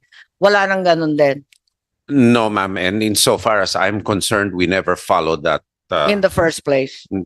in that paradigm in the first place. So, I think that, so we set that aside. There's no RORE schedule being published publicly or privately. No, ma'am. So, okay. So, maliwanag na yun. Ngayon, yung isa pang tinatanong, because there have been questions. In fact, many were urging the postponement of this meeting because bilateral talks were being undertaken, country to country, DFA to DFA. Are there military to military talks, PCG to CCG, DFA to China Foreign Ministry? Just yes or no. You don't need to go into the gory detail. Yes, Chinese foreign ministry, ma'am, but not regular, case by case. But the BCM Is has. this considered a case that deserves such a meeting? Well, we'll first see yung results of the BCM. If those go well, then we might be in a good position to have a higher level. The meeting. which, sorry? If the BCM discussions go well, halimbawa, there's a BCM, sorry. the bilateral consultation mechanism Okay, for the BCM. South China Sea. Kung if the results meeting goes well, we What might. would you consider goes well? Well, if there's some agreements reached on certain Okay. issues, there are many issues being considered, not just. Until then, We'll like to wait and see, and then if the conditions are and right, then go up to then the we can go DFA. up to a higher No, level. It's just a matter of great Oh. reassurance to all of us that you're talking. Oh yes, we have That's all. regular lines of communication. In fact, I have. So you're Oh. you're actually awaiting the this bilateral I consultative would like meetings. to. I would like to wait first to see what happens before we do anything. So you're waiting. Okay, but there's no high level ministry to ministry discussion. Not planned yet. This year. Is there any DND or No, ma'am. AFP? No, we defer to the DFA. So there's no military to military No, ma'am. discussion at all. I have not What's the seen last time you conducted such? none, ma'am, during my time. Never. Never, ma'am. Okay. Only Is there a an visit. intention to do so at any point in time? No, ma'am, until some fundamental fundamental processes have been settled where no recriminations. Prudent to simply talk to them, even on an informal basis. No, ma'am, because they have a tendency of using the talks against us. They have not proven a level of good faith that would warrant our sensitive department to talk to them. When was the last time, to your knowledge, if it wasn't under your watch, when was the last time there was a military to military discussion? We're all fully aware, of course, that after 15 years, the United States is now talking to China on a military to military basis. I was just curious. I Since they're recall- our treaty ally, if we are following their example. I recall, ma'am, that A few months ago, I believe there was, for the first time after a long, long period, the Chinese military finally speaking to his counterpart in Washington, D.C. yes, ma'am, but I they was just curious if the Philippines has followed that. no, example. ma'am, because they have not displayed a level of trust and confidence that would make myself confident enough to engage them on a fair and level playing field basis. Okay, so we've understood the DFA speaking, but on a sub-ministerial level, on a lower level. What about the PCG to the CCG? Are you talking? Not anymore, ma'am. But you just said earlier, but you just said earlier that during the Ayungin incident, you were on the radio, male and female, with the Chinese Coast Guard. Yes, ma'am. It was the ship-to-ship talks. Very Just tactical. ship to ship. So it's entirely tactical. There's no higher level. Yeah. The last time was in 2020. Sorry. 2021, when the Joint Coast Guard Committee was still existing. Joint Coast Guard. And why did that end?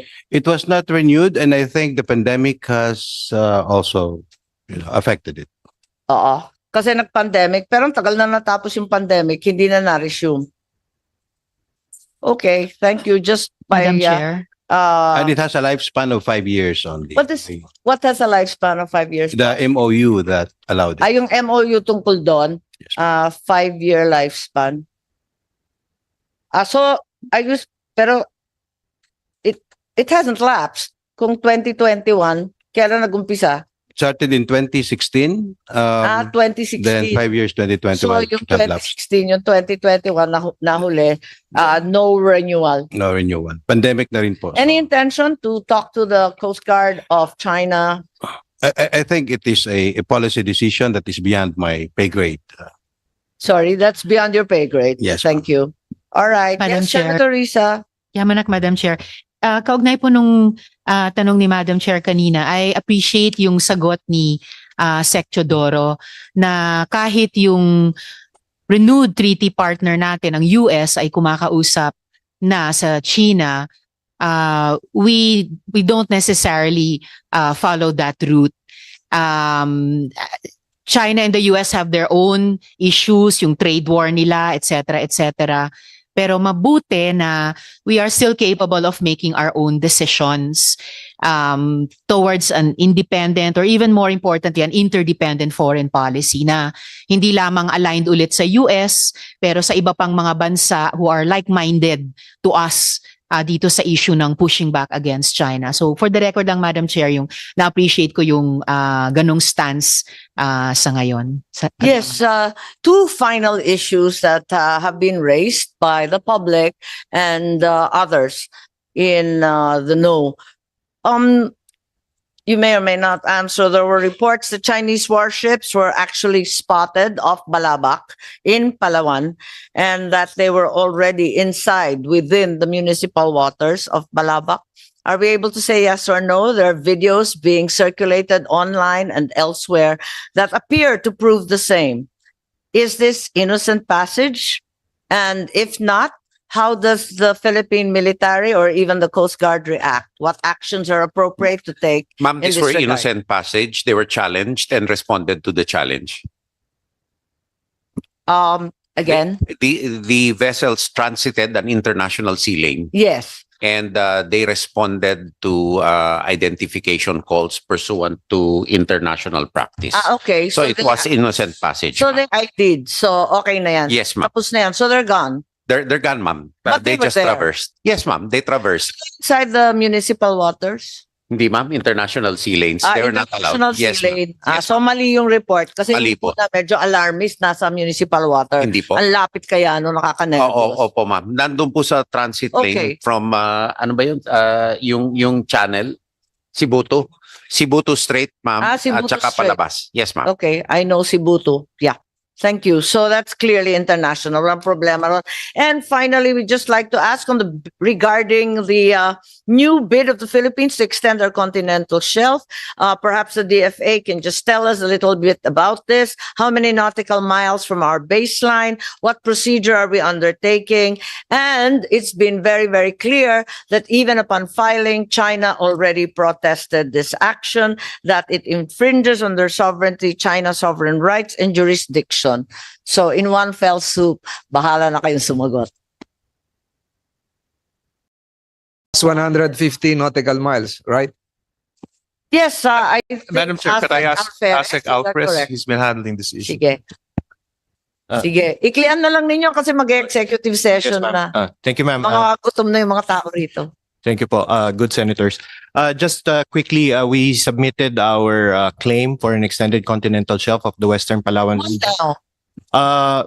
The data was actually collected over a decade and a half of process and data gathering by our scientific working group.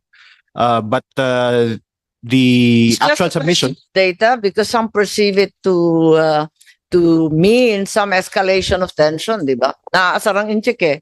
Well, the DFA does not see it that way po. Sino?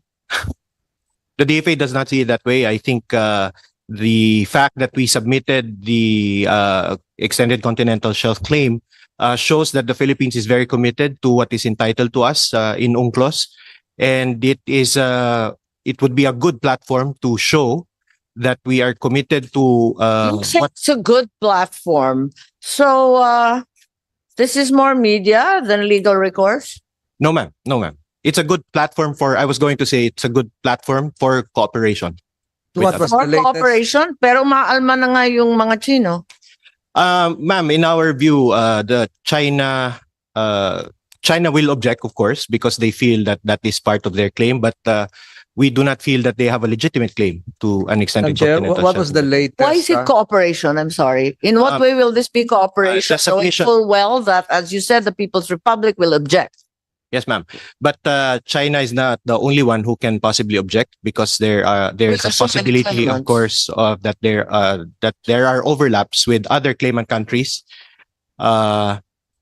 But certainly that provides us a way to discuss with other claimant countries a possible You way don't forward. think it's a confrontational or even belligerent way to cooperate and discuss? No, ma'am, we don't take it that way. That is not They the view appear of the to. So what do we do?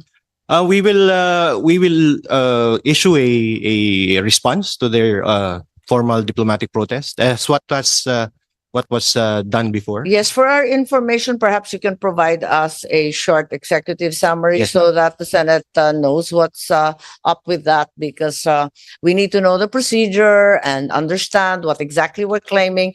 The the reports have been varied, 150 kilometers, 200 additional, et cetera, et cetera. Senator Yes, sir. Tolentino, please. Madam, Yes, and what was the latest convention the Philippines just ratified? Is this related? It is the BBNJ agreement, the High Seas Treaty po, which is the third implementing agreement of UNCLOS. Yes. So the third implementing treaty is likewise related to our submission. Slightly. Slightly, sir. Okay. Okay, Senator Madam Ontiveros. Chair, yes, again, Madam Chair, I think the update given by ASEC Alferez is also good timing dahil kung hindi ako nagkakamali, sinabi ng Vietnam ba yun na handa na rin siyang makipag-usap sa atin tungkol sa competing claims. And we know that Vietnam is one of the most effective in pushing back against China. Not always completely peacefully, pero sana dumami yung mas peaceful na ano nila, mga engagement nila, but definitely effectively for the Vietnamese national interest. So magandang kasabay nitong Continental Shelf Claim Initiatives, yung bilateral na sana pagkakasundo natin sa Vietnam. Salamat, Madam Chair. Yes, thank you very much. And if there are no further questions, I hope that we can now go into executive session and discuss the other items that Senator Ontiveros and Senator Tolentino wanted to understand better. I will have to request all those not reporting in the executive session to please leave the room. Recording stopped.